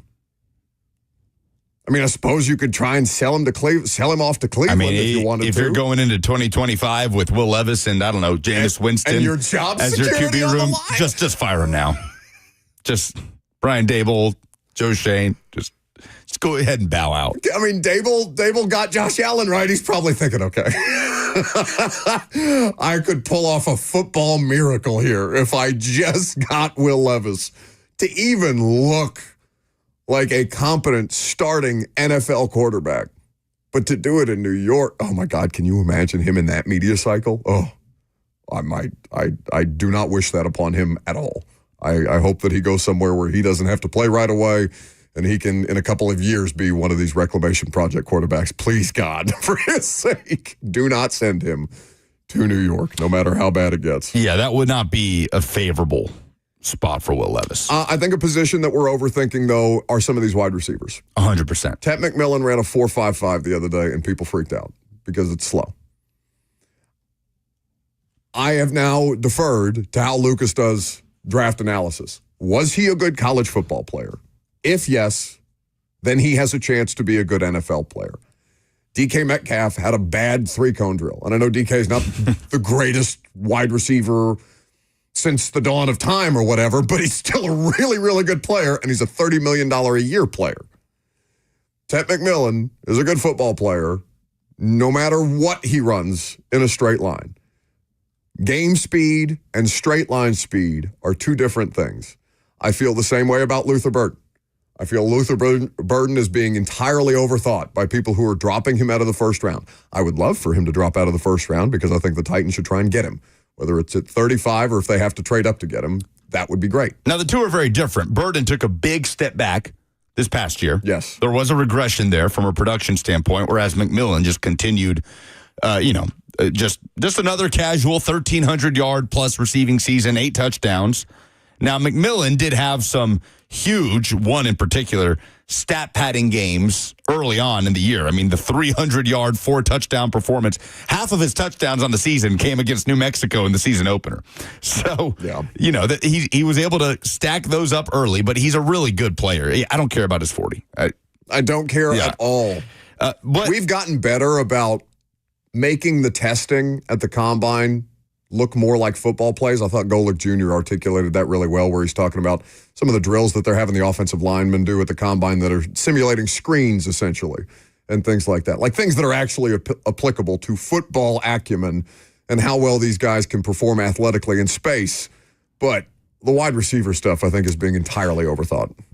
So Dane Brugler has his first receiver off the board, and I say this not including Travis Hunter. He is just sort of in his own category here. Receiver / corner, however you see him. Hunter aside, because we understand he is the player that played receiver in college that's going to go above any of these guys. Dane Brugler of The Athletic has Tet McMillan as the first true wide receiver off the board at number 12 overall. Mel Kiper has Tet McMillan as the first wide receiver outside of Hunter off the board at number 20 overall. Could you see that happening? Besides Travis Hunter, a receiver not being taken until pick 20. Yeah, because there's enough edge guys that you could make it make sense. There's enough defensive line guys. There's enough offensive linemen. By the way, honestly, Kiper, how many running backs do we think go in the first round? Because that could skew the math. People are talking like it's just Ashton Genty, and I don't know that Amari in the Hampton. First round? I don't know that there's not a huge gulf to me between those two. And again, I'm not any kind of draft expert. We're going to do running backs tomorrow on the install specifically, so we can have Cosell's analysis on that, and we'll start our positional previews ahead of the draft. But I don't know. I mean, who had Jahmyr Gibbs go? What was he, 12th? Yeah, right outside of the top 10. Right? So teams... This whole devaluation of the running back thing, I think people are trying to make it a longer term thing than it actually is. Like, teams are showing you that there is value in the running backs. If you want to do what Mel Kiper talked about, right? Ban 2 high safeties from the NFL because these fun and exciting quarterbacks are being hamstrung in the style that they're able to play. All right, run the hell out of the football. Make these guys cheat up into the box. That's how you get rid of the 2 high safety looks. Running backs matter. That's why the Make Chargers, running backs great again. That's why the Chargers gave Najee Harris $9 million. Like that is the most run the hell out of the football, make those guys creep up into the box. That is Najee Harris. Find somebody else that. for less. Find somebody else for less. The future of spring games is something that's being talked about. I saw recently, I think it was Michigan State is now taking their spring game off TV, which has become a trendy thing. But Deion Sanders is advocating for something different, which I like much better. And you'll hear from Deion coming up next.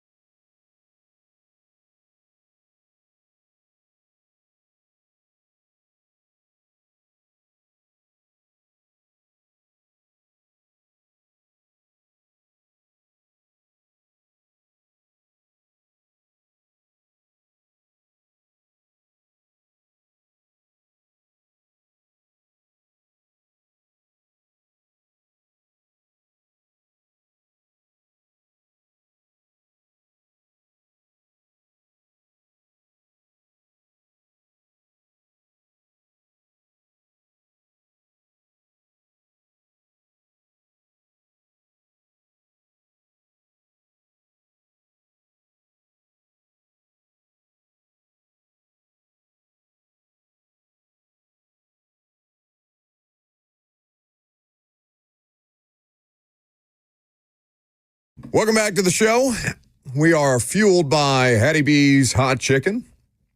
So Deion Sanders wants to turn college football spring games into something different. What he wants to turn them into resembles the NFL's preseason. And that would be infinitely more interesting to an audience than it would be currently. I think fans get up for spring games. God forbid I call them preseason games, but fans do get up for spring games and Lucas has brought this point up before, gets you an opportunity to see some guys that you won't see during the regular season in all likelihood. And obviously the name, image, and likeness / transfer portal situation in college athletics has made coaches and programs more reticent to publicly broadcast their spring games because it allows coaches or recruiters or assistant coaches or things like that to be able to pilfer your roster basically by halftime, because you just sit there, send a kid a DM. Kid goes in, checks his phone at halftime, sees a DM from another coach, maybe isn't happy with his playing time, maybe isn't happy with the situation at that school. Okay, I'll transfer. I'm out. See ya. Deion spoke about spring games recently in a media availability, and this is what Coach Prime had to say. Spring game will be televised. ESPN2 will broadcast spring game on the 19th. We got to sell this thing out and pack this thing because the way the trend is going, you never know if this is going to be the last spring game. I don't believe in that. I don't really want to condone that. I would like to play the spring. Actually, I like to play against another team in the spring. That's what I'm trying to do right now, to have it competitive. Playing against your own guys kind of get monotonous, and you really can't tell the level of your guys because, it's the same old. Everybody kind of know each other towards the end. I would like to style it like the pros. I would like to practice against someone for a few days, then you have the spring game. And I think the public will be satisfied with that tremendously. I think it's a tremendous idea. Yeah, I've told those personnel who should understand that it's a tremendous idea. So that is Deion, and now he's got people like Syracuse coach Fran Brown tweeting him saying, at Deion Sanders, we will come to Boulder for 3 days to be able to do the spring game.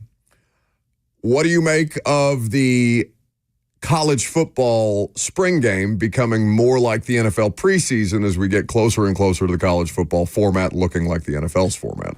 I love it.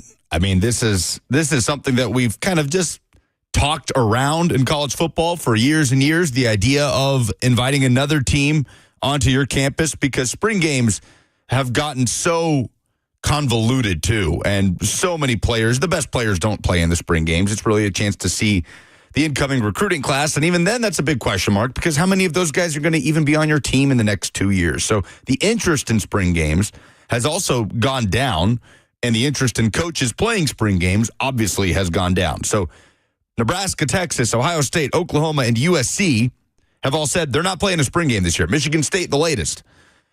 And then you've got Tennessee, who is playing a spring game. Alabama is doing a spring game, but it's not televised. There will be reporters there. Fans can come check out the team.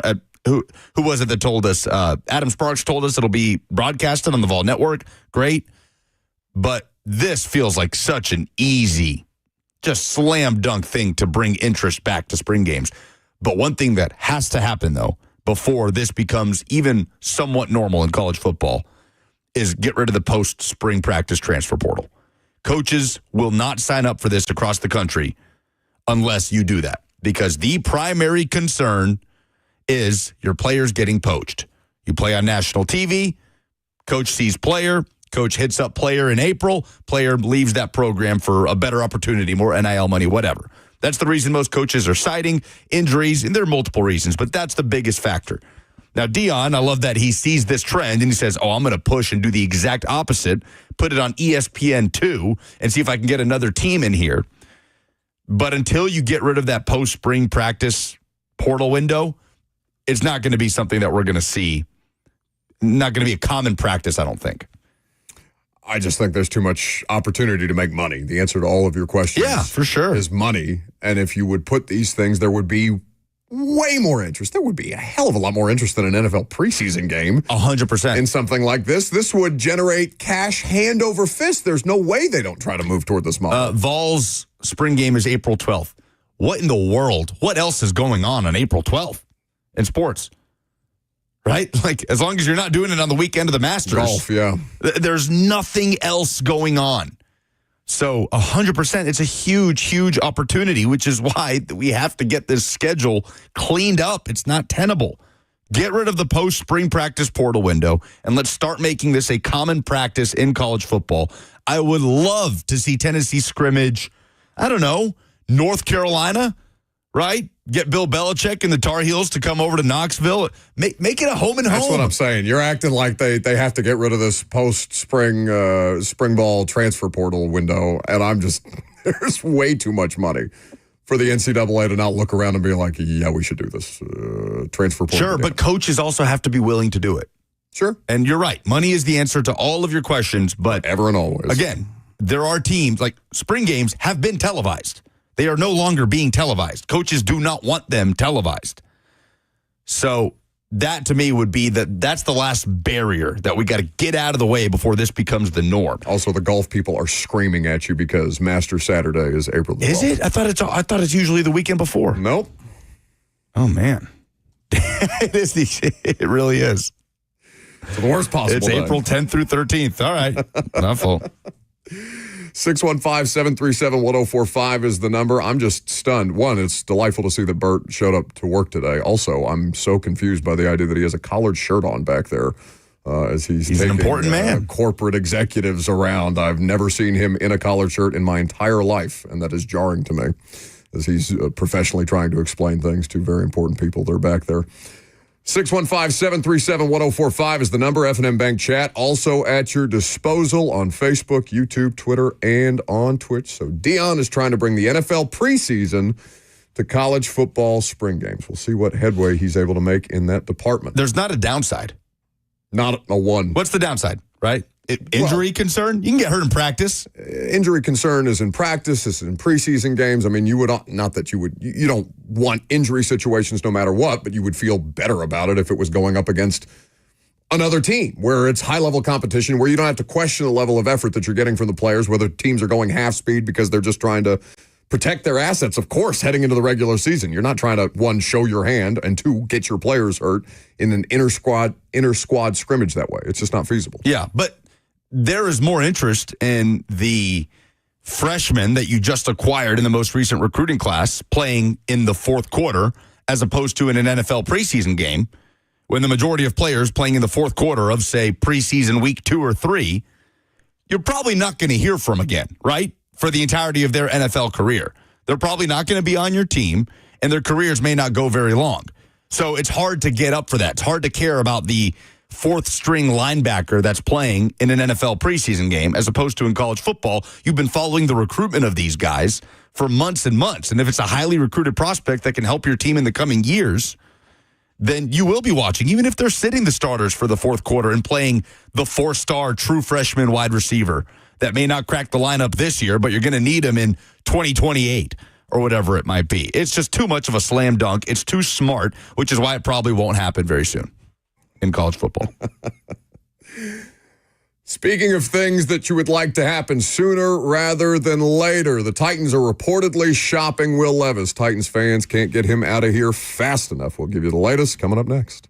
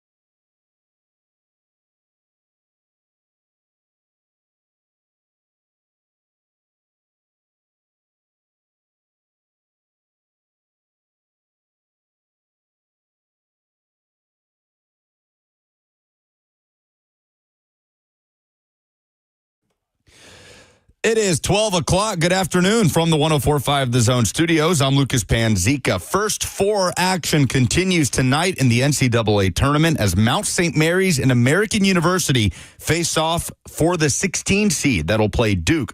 That game tips off at 5:40 today. Texas takes on Xavier. That's at 8:10 tonight for the right to play 6 seed Illinois. The Tennessee Titans are re-signing running back Julius Chestnut on a 1-year deal, according to a report by Tom Pelissero. The team also is hosting free agent wide receiver Rondale Moore today, according to Mike Garafolo. Moore, a former second-round pick of the Arizona Cardinals. For all your foundation repairs and waterproofing needs, visit USSTN.com. Breaking news at once on your home for the Titans and Vols. This is 104.5 The Zone.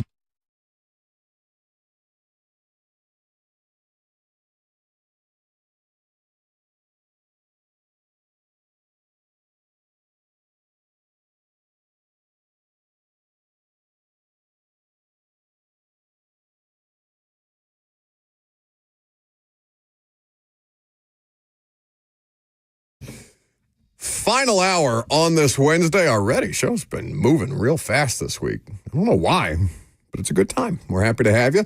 By the way, programming note, we're only on for an hour tomorrow and on Friday because we've got NCAA tournament action on the Zone. So we will get you ready for the basketball each day, and then we'll get the hell out of here and run to a bar and maybe a tin roof and drink and watch basketball like we did last year. It was a good time. Love that. Favorite time of the year. 615-737-1045 is the number if you want to jump in. Facebook, YouTube, Twitter, and on Twitch. In the comment section is where you can get involved. All right, so we've got a source-off. Already, we got a source-off. Meet at the Starbucks. Mm-hmm. Terry McCormick and Josina Anderson. Come on down. Oh. Source-off. Josina Anderson is reporting that the Titans are shopping Will Levis. And also that Kirk Cousins is potentially available via trade. She said... She has a lot of words in her tweets, so I don't feel it necessary to read all of the words in the tweets, even though this was a pretty brief one for Josina. And she said that just keeping an eye on the quarterback carousel, 2 names that she's heard are Kirk Cousins, Will Levis. Okay. That makes sense, right? Kirk Cousins, very expensive, backup quarterback. You could probably find a cheaper one. If you're Atlanta, you're probably good with it if he doesn't move. But if you can get something out of Kirk and get the contract off your books or a bulk or a chunk of the contract off your books, not a bad deal. They did just have to pay him a $10 million bonus that triggered last week. Yeah, that's not ideal. Will Levis on the outs. He's probably the Malik Willis of last year's circumstance where they brought in a player who was going to be the starter no matter what. In this case, in this hypothetical, it would be Cam Ward with the number 1 overall pick. And they brought in a backup. This year, Brandon Allen. Last year, Mason Rudolph, to compete with the other player that they had on the roster who was previously a 3rd-round pick, now a 2nd-round pick, who they were just looking for basically somebody to push out. Malik Willis gets traded for a 7th-round pick at the end of training camp last year after the 3rd preseason game where he balls out. He looks great in New Orleans. It was arguably his best Green Bay performance. No, he played in the regular season. Oh, you're saying in the preseason. Yes, prior to him being traded. It was his best performance as a pocket passer that we had seen to date, arguably still, even though he did play and win games in the regular season for Green Bay as their backup. So they trade him to Green Bay. He goes, he beats the snot out of the Titans, and they really don't have to throw the football much. He makes a couple of big plays down the field. He makes a bunch of plays with his legs. Him and Josh Jacobs do the rest, and they run roughshod over the Tennessee Titans, and Malik goes on to win a couple of games last year. Levis, you're going to have some takers. It's just the question of what are you recouping for Will Levis? And does it matter? Does it matter at all? Or is it just to the point where just clean your hands of this entire Will Levis situation? Because Terry McCormick, you pointed out, do you have the tweet in front of you? I will very shortly. Terry McCormick, who covers the Titans here locally. He tweeted an hour ago, I'm told that the Titans are not currently or actively shopping Will Levis. If some sort of move were to happen, it would make sense that it would come during the draft. Josina's phrasing, Josina Anderson, after she talks about Kirk Cousins, she just has a quote in there that says, the Titans would like to transition. And then in parentheses, she adds, what would the market be, though, with a picture of Will Levis? Okay. So Terry's is not refuting Josina's. No, she's just saying that Levis and Cousins are two names that have come up in recent preliminary trade inquiries or internal discussions, per a league source. Yeah, so the Titans don't have to be actively shopping Will Levis to receive inquiries for Will Levis. So people or have internal discussions about trading Will Levis. And of course, internal discussions are had about every player on the roster every year, almost every day. And you make calls to teams every day about the first-round pick, about Will Levis, about Derrick Henry, about Kevin Byard. And, you know, I know Rand Carthon got out there after the fact with all the Derrick Henry stuff and said, oh, well, there was never... We never had any, we were never going to trade Derrick Henry, or this, that, and the other. Okay. Well, there was plenty of interest around Derrick Henry. You were getting calls on Derrick Henry and how actively you pursued or did not pursue those things, and whether you did actively pursue that route and your ownership said, nuh-uh, I want people to show up and watch my football team, and Derrick's the only reason that they do. These things happen all the time. And also, people don't have to tell the truth to NFL insiders. That doesn't, you know, at this time of year, that happens. People can be, the language is important. The language of Josina is that internal conversations are being had and inquiries are also being had. And Terry is saying that they're not actively shopping Will Levis. Both of those things can be so. The question is, would it happen during the draft like Terry McCormick is suggesting? Or he's just saying that's when it would likely happen if it were to happen. Yes. Or is it more likely that it would happen at some point throughout the course of training camp when Levis has an opportunity to show something in a preseason game like Malik Willis did last year? And you get to offload him for a 6th or a 7th, whatever it is, before roster cut day. To me, it's post-draft. Because you have to see where the dust settles around team's quarterback situation before you can explore. Like, a team is not, I mean, a team could. It's not like a team would absolutely not trade for Will Levis during the draft, at some point during the draft. But that would be way more surprising than seeing where everybody's chips fall at the quarterback position, seeing what happens with the Browns, the Giants. What are the Raiders going to do? Sitting there at 6 with Geno, but no contract extension in place for a 35-year-old player. Yeah, this is the last year of his deal. There's a million different things here. So to me, it would be either into training camp or prior to training camp if an injury were to take place in the voluntary work or something like that, because injuries do factor in here too. But I would be shocked if it happened. It would be the most surprising scenario to see it happen before or during the draft, as opposed to letting teams get organized at the quarterback spot and then reevaluating what else is out there to be had on the open market. The point is made in the F&M Bank chat by Ryan saying Josh Rosen was traded during the draft. April 26, 2019, after the Cardinals picked Kyler Murray right here in Nashville, Rosen was traded to the Dolphins in exchange for the Dolphins' 2019 second-rounder and their 2020 fifth. Man, that is a haul for a guy who showed nothing in his rookie year. The Titans traded up to the 33 overall pick in 2023, and they gave up 41 and 72 to the Arizona Cardinals to get that. You're not getting anywhere close to that value. One would assume, right? We would all be shocked if they got back a third-round pick for Will Levis. Oh, yeah. It'd be closer to Malik, what you got for Malik, I would think. And there's a larger sample size of Will Levis being poor than there was Malik. Malik didn't have good tape at the time, but, you know, he got better. Every offseason, he got better throughout the course of his preseason, and the Titans offloaded him for a 7th, and I know people will look back in retrospect and be like, oh, those idiots, but you were lucky to get draft capital for him at the time. Levis is different. Levis is a greater sunk cost, and he is a sunk cost. I would be pleased if they got a 5th. And if you're Levis and you're Levis's team, you want a fresh start somewhere, right? Oh, yeah. You want out of this. Like this benefits all parties. Depending on where he goes, it may not be beneficial for, again, if he goes to New York, that's a nightmare waiting to happen. If he goes to the Giants and whatever that quarterback room looks like, but he has to play in a situation where the coach and the general manager are pressing because they're having to save their jobs. Yeah, that's a recipe for disaster. That does not benefit all parties. That benefits the Titans to get him out of here. That does not benefit Will Levis. So you were able to trade Malik Willis, a third-round pick in a very weak quarterback class who did not have good tape in his NFL career. You were able to trade him for a 7th. You were able to trade different position, but Isaiah Wilson, an all-time bust, as a first-round offensive tackle for a 7th-round pick. I hope he's okay. So where does someone like Will Levis land?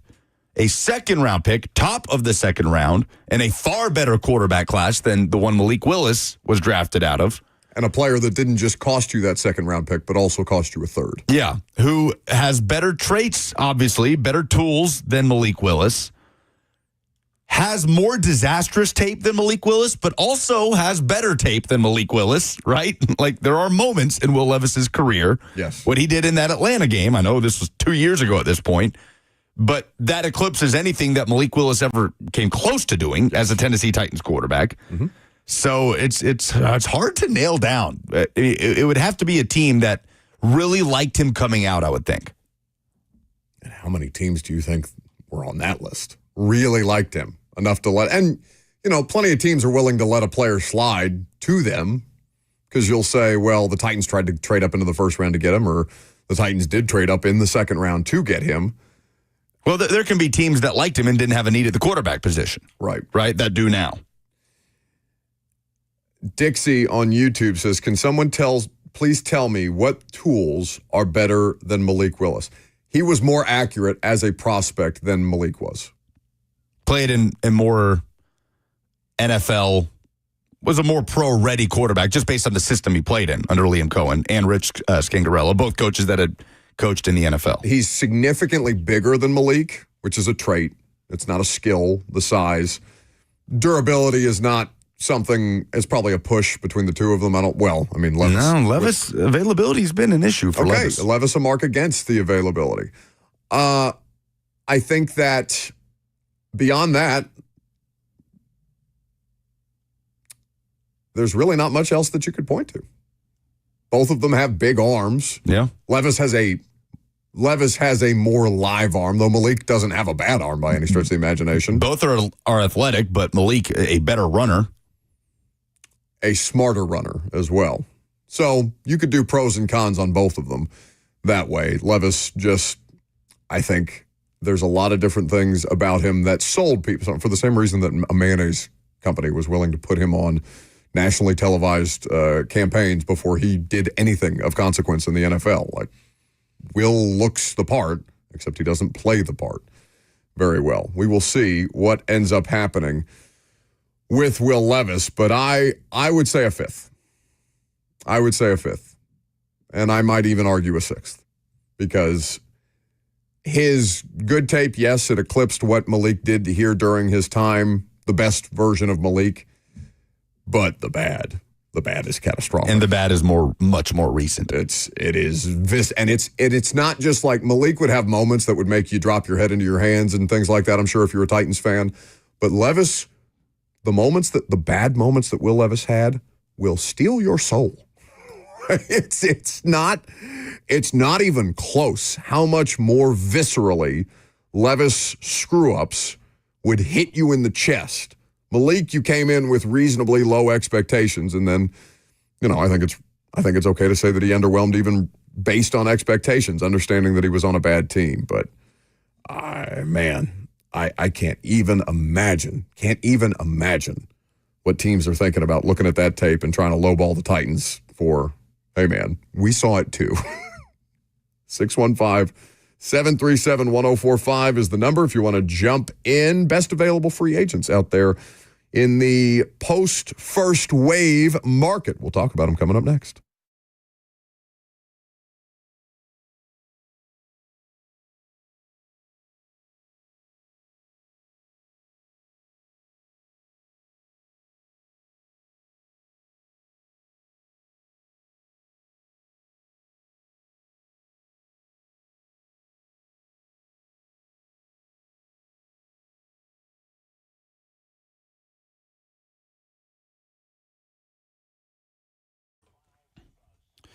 Friends, if you're new to Nashville or you've been here a long time, the odds are you've got a clean-out project that the missus would love to see done by the spring. Well, it's warming up outside. Spring is all but here, and the most reliable folks I know that can help you are the folks over at J&J Services. For over 20 years, J&J Services have been providing dumpsters for local businesses, construction sites, home cleanouts, and demolitions. They provide commercial dumpster service for your favorite restaurants and convenience stores. They provide roll-off dumpster service for everyone from 60-story high-rises to your neighbor's farm. J&J Services can offer trash compactors to make those large loads a little bit smaller. They can even supply you with porta potties for your special event. For the safest, most reliable service that you can get in Middle Tennessee, call them for a free quote today, 615-599-7778. JandJServices.com, where they always keep it trashy.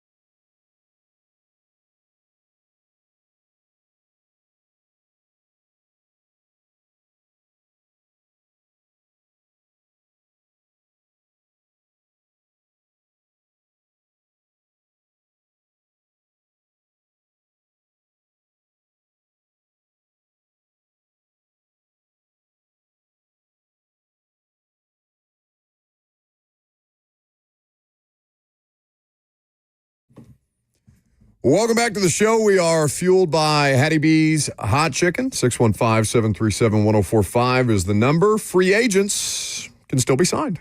Your free agency doesn't have to end. In fact, it continues basically through the rest of the NFL season, whichever point we finally get to football games being played as opposed to transactions going down. And it's worth taking a look at some of the best available free agents and who might be interested in the Titans. Now, the latest report that I saw was from Mike Garafolo of the NFL Network saying Rondale Moore, wide receiver, who's had some injury stuff in his background, but was a former second or third round pick, if I'm not mistaken. He was a second rounder out of Purdue. But he had a very healthy, Purdue? Oh, Purdue, right. He had a very healthy, played in that Jeff Brom offense, was very productive. All 17 games last year, very healthy in 2023, excuse me. He did not play last year. Did not play. Played in only 8 games in 2022 and 14 games in 2021. So he's just been that 300 to 400 yard receiver in his career. But yeah, did not play last year. But that's kind of what you're looking at this point, right? Guys who have had injury situations. If the guys who make the most money are in the first wave, and now we are into it'll be 3:00 later this afternoon, of course. That will be one full week removed from the start of NFL free agency. Obviously, legal tampering got underway kind of felt like Sunday night into Monday. But wide receivers specifically and guys who are available, you look at a couple of different players and you shrug your shoulders and say, all right, it's not the best of the best, but there are still some players that are available to be had. I think in particular, as you talk about wide receivers who the Titans might have interest in, what do they need? They need a slot player. They need a true slot player. Tyler Boyd, that role never really manifested the way that they probably envisioned. And you were force-feeding targets to Calvin Ridley because you had nobody else who was even remotely reliable beyond Nick Westbrook-Akina. And even then, you wouldn't play NWI until week 5 or give him targets until week 5. So that was a slow burn. There is still Treylon Burks on the roster, but we are all kind of at a point where, does anybody, who's less likely to factor into the Titans 2025 season, Will Levis or Treylon Burks? It's probably Levis. Levis, yeah. But Burks is right down there at the bottom. Well, he is, like you said, sitting right there. It's Calvin Ridley and everybody else right now. And I include Van Jefferson in the everybody else. That is an everybody else kind of signing, right? Wide receiver 3, 4. It's not even an everybody else. That's bottom of the barrel, Van Jefferson. So I keep coming back to Tyler Lockett. You mentioned they need a slot. It's where he has spent much of his career. We mentioned the trend of availability. He checks that box. He's 32 years old, right? That's the biggest thing. He'll be 33 for the majority of the coming season. But availability has not dipped for him. It has insanely maintained a very consistent level. Production has dipped in the last couple of years. He was a 600-yard receiver with 2 touchdowns last season, obviously surrounded by DK Metcalf, and in the year where Jackson Smith and Jigba took a huge leap, a big year 2 leap after being drafted out of Ohio State. But that's the guy I keep coming back to if we're to look at what they need there and the type of player they've been looking for in free agency. So what position is best addressed at this point in free agency? Because I do think that they need one more wide receiver just for depth's sake. It's not even about impact player. That's not what we're looking at. That's not the kind of players that we're talking about at this point in time. But I think that wide receiver is probably their best bet in what's left at free agency that is rosterable. You're getting into the dregs of a weak edge class from a free agent standpoint. You're much better off addressing that through the draft. Wide receiver is weaker in the draft, though the free agent crop is not overwhelmingly exciting. I think that they're still going to have to sign a wide receiver and draft a wide receiver. 100%. Edge, it feels like your best money is spent. That doesn't mean that you can't add rotational guys, right? Like, I would be shocked if they didn't add another edge or defensive line player at some point in the coming weeks or months. just for the sake of having rotations or a rotational type of piece or part that may not even make the roster, but just a late free agent ad to add some competition into the mix. Andrew and Curtis in the FNM Bank chat are bringing up Elijah Moore. This is a name that's been brought up from Titans fans. Another slot receiver, much younger than Tyler Lockett, obviously much less success in his career. Moore, a first-round pick, right? No, second round. He fell to the second in that 2021 draft. Was picked by the Jets and then has been a Brown the last couple years. So in 4 seasons, he's been, I don't know, mediocre, but he's also played for the Jets and the Browns. Mm-hmm. And available. He's played in all 17 games each of the last 2 years. He had 538 yards on 61 catches last year, a career high in catches. Just 1 touchdown. His career high in yardage is 640 with Cleveland in 2023. So primarily, his 2 quarterbacks have been Zach Wilson and Deshaun Watson. Those are the quarterbacks. The bad Deshaun Watson. The bad Deshaun Watson. What was it that got him traded out of New York? He was unsatisfied with his targets, if I remember correctly, and started to voice his opinions on social media. He requested a trade. Right. Yeah. And I would also request a trade if I was playing in New York with Zach Wilson on a team that was going nowhere. I get that. How much money does he want? Who's been more productive, Tutu Atwell or Elijah Moore? I would guess that the answer is Tutu Atwell, but I don't. That would be later stage production. Definitely for him as a former 2nd or 3rd round pick out of Louisville. It's Tutu, but not by. Actually, it's pretty close to the same. I mean, Elijah's been in the league 1 year longer, and Elijah Moore has consistently given his teams at least 500 yards receiving every year he's been in the league. So pretty similar to Tutu Atwell. If you're the Titans, are you paying $10 million for Elijah Moore? Because that's what Tutu Atwell went for. Right. That's what we're talking about here. I still can't believe Tutu Atwell got 1 year, $10 million, and Nick Westbrook-Akine is making, 2 years, 6.5? Yeah, it's stupid. But Tutu Atwell is more in the mold of what Elijah Moore would be. So at least you would start the negotiations in a similar ballpark. Now, maybe you come in a little under 10 and you get a 2-year deal and you can spread the cap hit and the guaranteed money out if you want to. That makes it more palatable. And Atwell was a retention, too. I mean, obviously familiarity with that team and that system. But what's better off? Because, again, you can't address every need that you have this offseason. So you're going to have to be, as they've talked about, selective. But what is better money spent right now? The cost of a rookie wide receiver contract or $10 million for 1 year of Elijah Moore? Let's just play that hypothetical out. Why not both? You could do both. You probably are going to have to do both. But do you have to do Elijah Moore at $10 million? Or can you get a player that's X percentage of Elijah Moore that's going to cost you significantly less?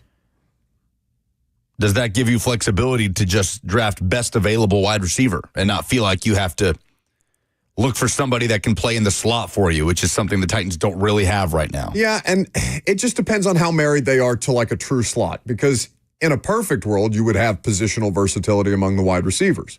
You're not going to deploy your X wide receiver 100% of the snaps at that spot, at that outside role, right? He's probably going to play some snaps in the slot. It's just a question of how versatile can those players be that you're trying to plug and play there, and how much of that positional versatility actually bears itself out in this draft class. That's not a question that I'm equipped to answer. We can talk to Cosell about that when we get to our wide receiver defensive back preview. We're going to do running backs tomorrow. Curtis says Elijah's better than Rondale. I know that much. Talking about Rondale Moore. He's more available. Yeah. Which makes him better. I had forgotten that Moore was traded to Atlanta in a straight-up trade for Desmond Ridder. Yes. It was just bad. Ridder to Arizona, Moore to Atlanta, and he got hurt, knee injury in training camp, missed the whole year. Moore did. Rams are, by the way, re-signing cornerback Akello Weatherspoon to a 1-year deal, according to Jordan Schultz of Fox. Quick, someone report. Open your Twitter. Report it. What? Let's make this happen. Report what? Report the Rams deal. The exact copy-paste the Schultz thing. Why? What are you talking about? I'm going to start some beef. Fowler reported it too. You want to try that? Fowler said the same thing. You want to see if we can start an insider fight? We just start doing that for my Twitter account? No, I don't think he cares about you. I think he would pick a fight with Fowler, if anyone. Yeah, Fowler's got a little more juice. I think that, but Rondale Moore is an example of that. They're bargain shopping. They're not, and maybe they bring Elijah Moore in, but Rondale Moore is just the most recently reported visit that the Titans have had. Again, Mike Garafolo of the NFL Network has said that Rondale Moore was coming in today, I believe. Today. Yeah. So that to me tells me, all right, they're looking at options that aren't going to cost them $10 million a year. Maybe they end up landing on Elijah Moore, and maybe the contract is not as bad as what I think it's going to be. I wonder what Spot Track has him at. Valuation? Yeah. Those are usually lower, but it's worth looking. You do that, and I can take a phone call. 615-737-1045 is the number. Let's go to Chuck. Hey, Buck. Hey, I know he's not dependable, but isn't Traylon Burks our slot guy? And he's in the last year of his contract, so I would think his incentive to really do well this year would be high. So, I would really go with a Tyler Lockett and push him that way, but I don't think we need to go $10 million for Elijah Moore, in my opinion. Thanks for the call. Not according to your coaching staff. Your coaching staff had him as DeAndre Hopkins' primary backup, and Hop was the ex-wide receiver. You can't go into this season needing anything from Traylon Burks. You just can't. Nothing if this front office makes that mistake. Because, Lucas, we said that last year, and the coaching staff made the exact same mistake. And we sat there screaming for 5 weeks of football. Why the hell is an NWI getting snaps over Traylon Burks? And this coaching staff, and listen, I get it. You're going to try your plan until your plan fails or until your plan succeeds, whatever the case may be. Their plan failed. And this front office is coming in, theoretically clean slate. Now, hopefully somebody around Mike Borgonzi would be like, hey, you can't do this, or you can't try this, because this is going to lead to you being in a bad position as a personnel evaluator if you just even take a chance or take a gamble on leaning on Traylon Burks to provide you anything. He is a non-factor. Yeah. Spot Track has Elijah Moore's market value. What do you think they have it at? Average annual salary on a 1-year deal. On a 1-year deal, I'll say 9.5. 4.5. Whoa. What do you think they have Tyler Lockett at? 12. 7.7. Okay. This is way lower. Yeah. Tyler Lockett is not going to play for $7 million next year. Yeah, we never talked about, by the way, Cooper Kupp's contract. That dropped Friday afternoon after we were off the air. Does that move the needle at all for you? No, Kupp got a nice deal. Oh, that's what I'm saying. Yeah. Which is something that most teams were reticent to give him. Yeah. Oh, yeah. And going back home, too. So good for him. But, okay, if you're the Titans, who's a more attractive option between Moore and Lockett? Moore, the probably cheaper option, also the younger option. Tyler Lockett is a pretty good veteran for a young rookie quarterback to lean on. Both can play the slot for you. And you would imagine for Moore, this would be, I would think, an attractive destination. You want playing time. And this is not an attractive destination for Tyler Lockett. Yeah. If you're Elijah Moore, there is opportunity in Tennessee. Okay, but what does he value? Because he went to Cleveland for opportunity. Mm-hmm. And then Cleveland basically drafted replacements for him as soon as he got there. He had a career high in catches this past year, 61. Didn't they have injury in Cleveland? Yeah, they traded away Amari Cooper, too. Right. So somebody's got to get those targets. I don't know that Elijah Moore was sick of the Jets, and he's just dealt with the Sean Watson Browns. You're going to tell him he's going to go to the Tennessee Titans, who are the worst team in football, with a rookie quarterback situation. And even if that rookie quarterback is exciting, and maybe Elijah Moore would be excited about the idea of playing with Cam Ward. I'm sure plenty of players would be excited about the possibility of playing with Cam Ward, but this team is more than Cam Ward away. Man, Elijah Moore, good player his last year in college. Oh, sure. I thought he was going to be a first-round pick that year. I know a lot of people did. Caped up for him. A lot of people did. We'll always associate him with that celebration, peeing like a dog in the Egg Bowl. That was Elijah Moore. Yes, thank you. He's just kind of tailing off. We'll always remember that. Remember that fondly. I do remember that fondly. It's one of the greatest moments in the history of that rivalry. Cost them the game. 615-737-1045 is the number. Darrington is next. My good people, I hope everyone is well and everybody's doing good. Yes, sir. How dare you say that Buck wouldn't cause no motion? Saturday afternoon, I heard Buck on the radio, and it just shocked me for the world. And I kept hearing Fox, not just 104.5. Buck, I'm proud of you. You sounded good Saturday. So shout out to you. But that wasn't the reason why I was calling. Not to grease your monkey track anymore. What about this guy about them with Amari Cooper? Is that something that's plausible, feasible, something like that? Or do you think maybe if something's really hitting the fan that they might try to make a move for San Francisco's Brandon Ayuk, who they're actually trying to get rid of? This is a question for wide receiver position. I'll go back to listening to your guys' professional expert opinion. Y'all have a wonderful rest of your day. Thank you for the call. Calling us from a wind tunnel. I was going to say, I could barely hear what Darrington was saying there. Amari Cooper. Okay. So I would think that Amari Cooper, who wasn't bad in Buffalo after the Browns traded him to Buffalo. 8 games, 20 catches on 32 targets, 297 yards, 2 touchdowns. Did not really have a big impact late in the season.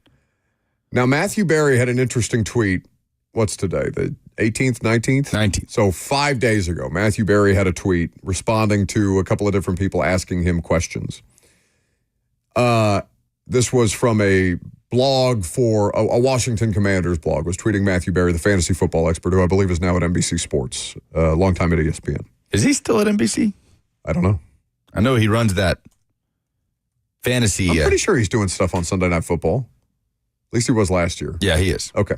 He runs that fantasy company that NPF was hired by, that I don't know if he still does anything for.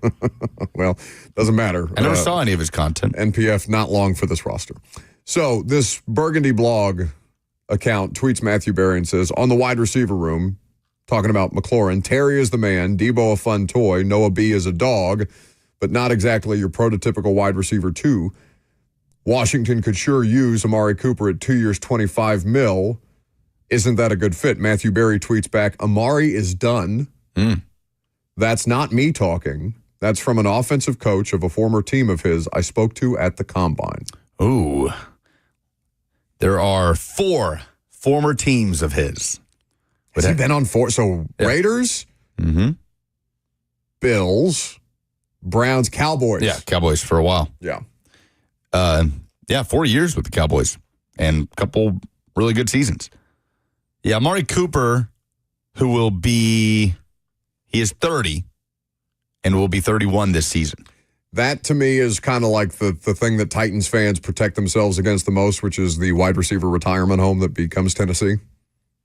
He's kind of in that vein at this point of his career. But wouldn't Tyler Lockett fall under that? Tyler Lockett is also more in that category. Darren is up next. What's up, guys? Hey. This is kind of a joking scenario, but what if we traded the first pick to the Giants for a bunch of their picks, including their first rounder next year, on the chance that they suck and we get Archie? We get the number 1 overall pick again, and we take Abdul Carter. And I'll hang up and listen. You don't know that Arch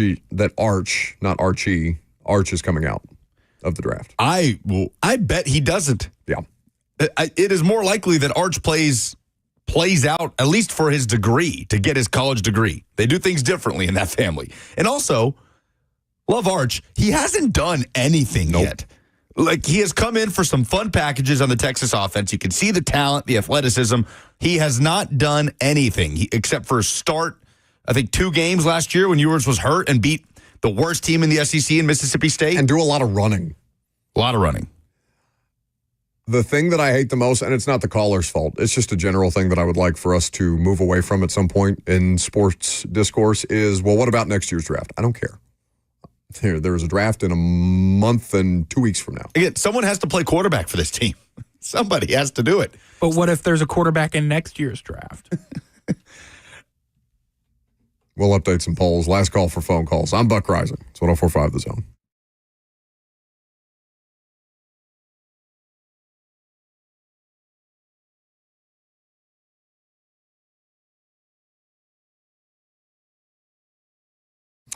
Will I have enough money when I retire? When should I start to draw from Social Security?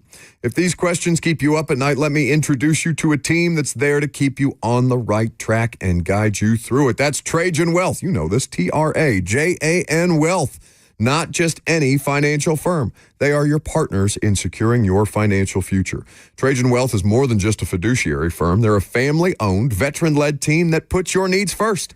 Let their decades of experience specializing in retirement planning and wealth management work for you. Trajan Wealth offers free consultations to help you develop your plan and your peace of mind. So call them today at 615-270-5000. That's 615-270-5000. Or visit them online at TrajanWealth.com. Advisory services offered through Trajan Wealth, LLC, an SEC-registered investment advisor. This is a paid advertisement.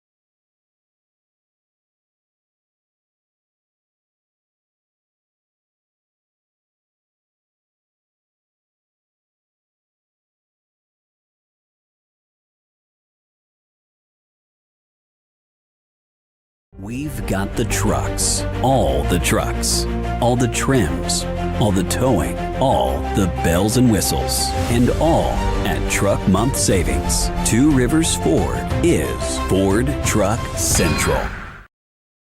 Did you know you're overpaying for your health and wellness products? With over 20 company-owned brands offering its members vitamins, supplements, wellness, and skincare products, you're able to save up to 70% off retail. Members Nutrition can't change your life, but we can change the way you live.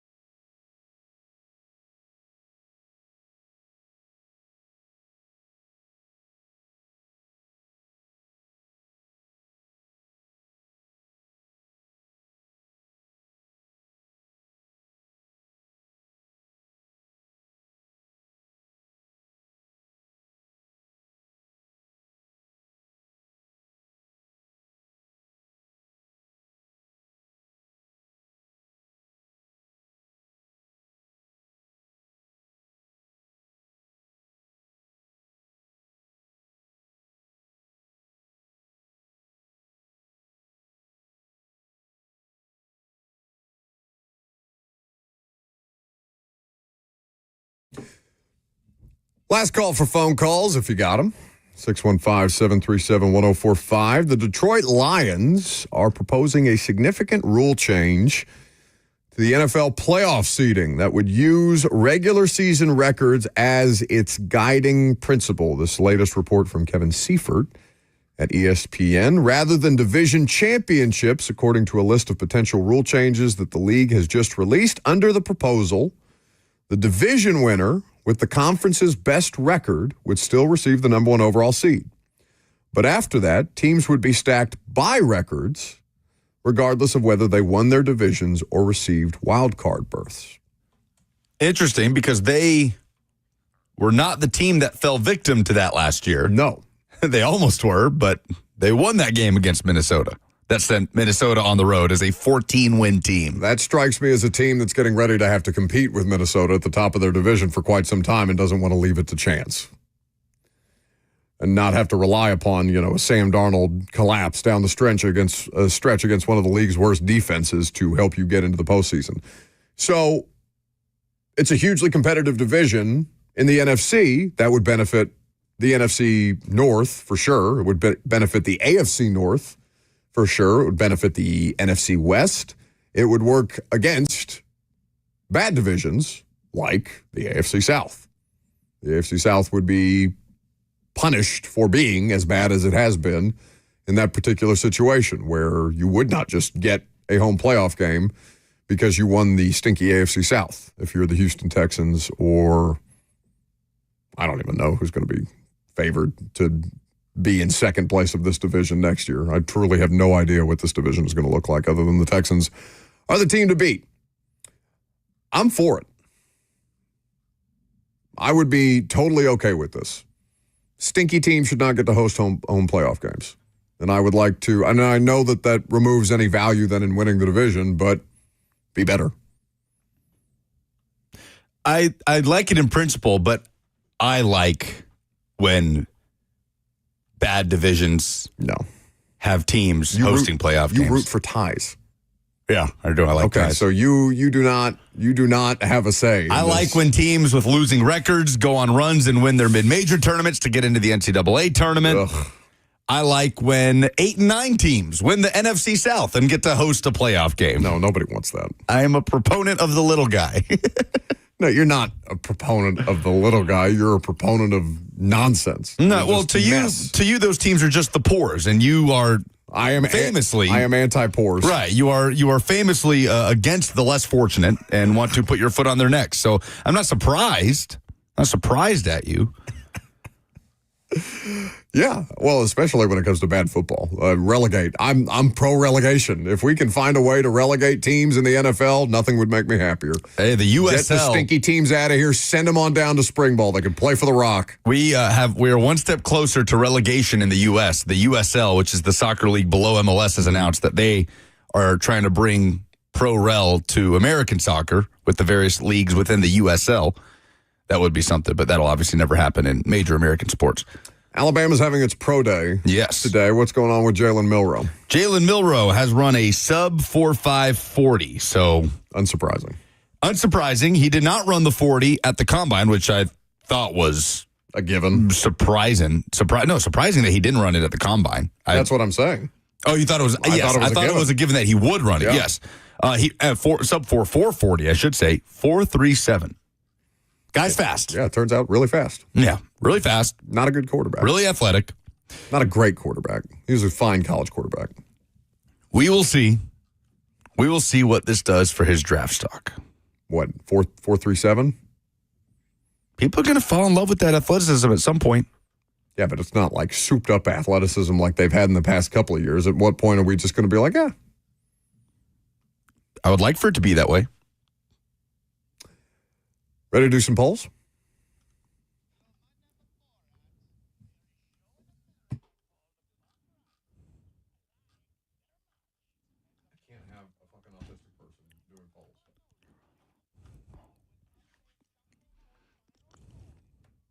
It's not my choice. If I had to count the amount of people that have been tizzed around here. Presented by Two Rivers Ford, the South's most trusted Ford dealer. What's the dumbest thing in sports this week? Karen says, waiting on Aaron Rodgers to make a decision. Hurry up already. Joe says the Bengals spending nearly half their salary cap on 3 offensive players, despite having one of the worst defenses in the league. It's more about the path to getting there, right? It's about that they took so long. Yes. It's about that they dragged their feet and cost them more money. It's not about them paying their players. That's a win. The loss is that they cost themselves so much more. Yes, 100%. Man, this is such a talk about good problems to have, though. Sure. Right? Like one of the best quarterbacks in the NFL, the best wide receiver in the NFL, and then a guy who would be making wide receiver one money almost anywhere else in the NFL. That just does not happen very often. I would love a Jamar Chase or a T. Higgins or Joe Burrow. Any one of those three. Any one of those Much three less would be all great. three. Yeah, we have none. Tennessee Dog on Twitter says, Titans fans who didn't want Cam Ward now acting like he might be Patrick Mahomes since it looks like we might draft him. That's his dumbest thing in sports this week. I saw somebody put out recently on Twitter, forgive me, I can't remember exactly who, but it was like a side-by-side of half of Patrick Mahomes' face with half of Cam Ward's face and the perfect quarterback prospect, question mark. Man, shut the hell up. Yeah, those comparisons are flying. It's exhausting. Who is the best available free agent out there for the Titans? Pinkston on Twitter says Zadarius Smith. Ooh. Feel he'd be a good edge for us. Yeah. And he also says any veteran wide receiver at this point. That's not true. Not any, but I would be a proponent of Zadarius Smith. He was a fine player down the stretch for the Lions. He just wasn't going to get a new contract there, so they released him. Do we expect them to add an edge rusher in free agency? He's 32, by the way, Smith. He'll be 33 this season. Again, his best football's behind him, but they need options. Like wide receiver, they need a vet and they need a rookie. 4 sacks for the Lions after he joined them following the Aiden Hutchinson injury last year. Kenneth says Elijah Moore or Zadarius Smith. Tommy is going with Tyler Lockett. I would be in favor of Zadarius Smith over any of the free agent wide receivers. You need a free agent wide receiver, though. Sure, but I would be in favor of Zadarius Smith over any of the free agent wide receivers. Why not both? No, you're going to have to do both. What could the Titans get in a trade for Will Levis? Bucket replied with a picture of a sandwich. What kind of some, sandwich? let's see here. I see, it looks like a BLT maybe. It does look like a BLT. Oh, no. I see the extra layer of bread and the cheese, and it's a club. Okay. It's a club sandwich. A meatball sub or no deal? A meatball sub is like the highest evolution of the sandwich, though. Meatball sub is delightful. Maybe a chicken parm sandwich. Now I'm hungry. A lot of mayonnaise on this sandwich that Buck sent a picture of, or a bucket, I should say. Miss Vicky's sea salt and vinegar chips in the background, too. Oh, that might put it over the top. Kettle cooked. Love some salt and vinegar chips. Mr. First Down on Twitter says a 5th, a 6th, or a 7th. CT says maybe a 5th round pick. Stingray says a 5th or a 6th. I would be stunned if they got a 5th round pick for him. It was so bad last year. Yeah, would that feel like best case scenario? Best case scenario. Jacob says a used but still in good shape jugs machine. Titans need any new jugs machines over there? They need people that spend more time on the jugs machine, maybe. Karen says a jar of mayonnaise. CMR says a 6-rounder would be fine. Or, he says, send Levis and a 6 for a 5th. Yeah, you can try to buy it up. Do you think we could package in the unsold jars of the mayonnaise cologne as maybe a sweetener? Is that maybe like, get a 5th instead of a 6th? Is that like the band MLB hats that say things like vulgarities? Lucas is scared I'm going to say the word on air. That are now selling for $3,000 because they're collector's items. I don't think the mayonnaise cologne is selling. I welcome you to say the word on air. Go ahead. Please. Keep it moving. Do it. Those are the polls. I already did it once. All right. It's going to do it for us today. Prime time later tonight. We'll talk more about potential Will Levis trade scenarios there. Have a great rest of your afternoon. We'll see if Bert's done being a suit. Find out next.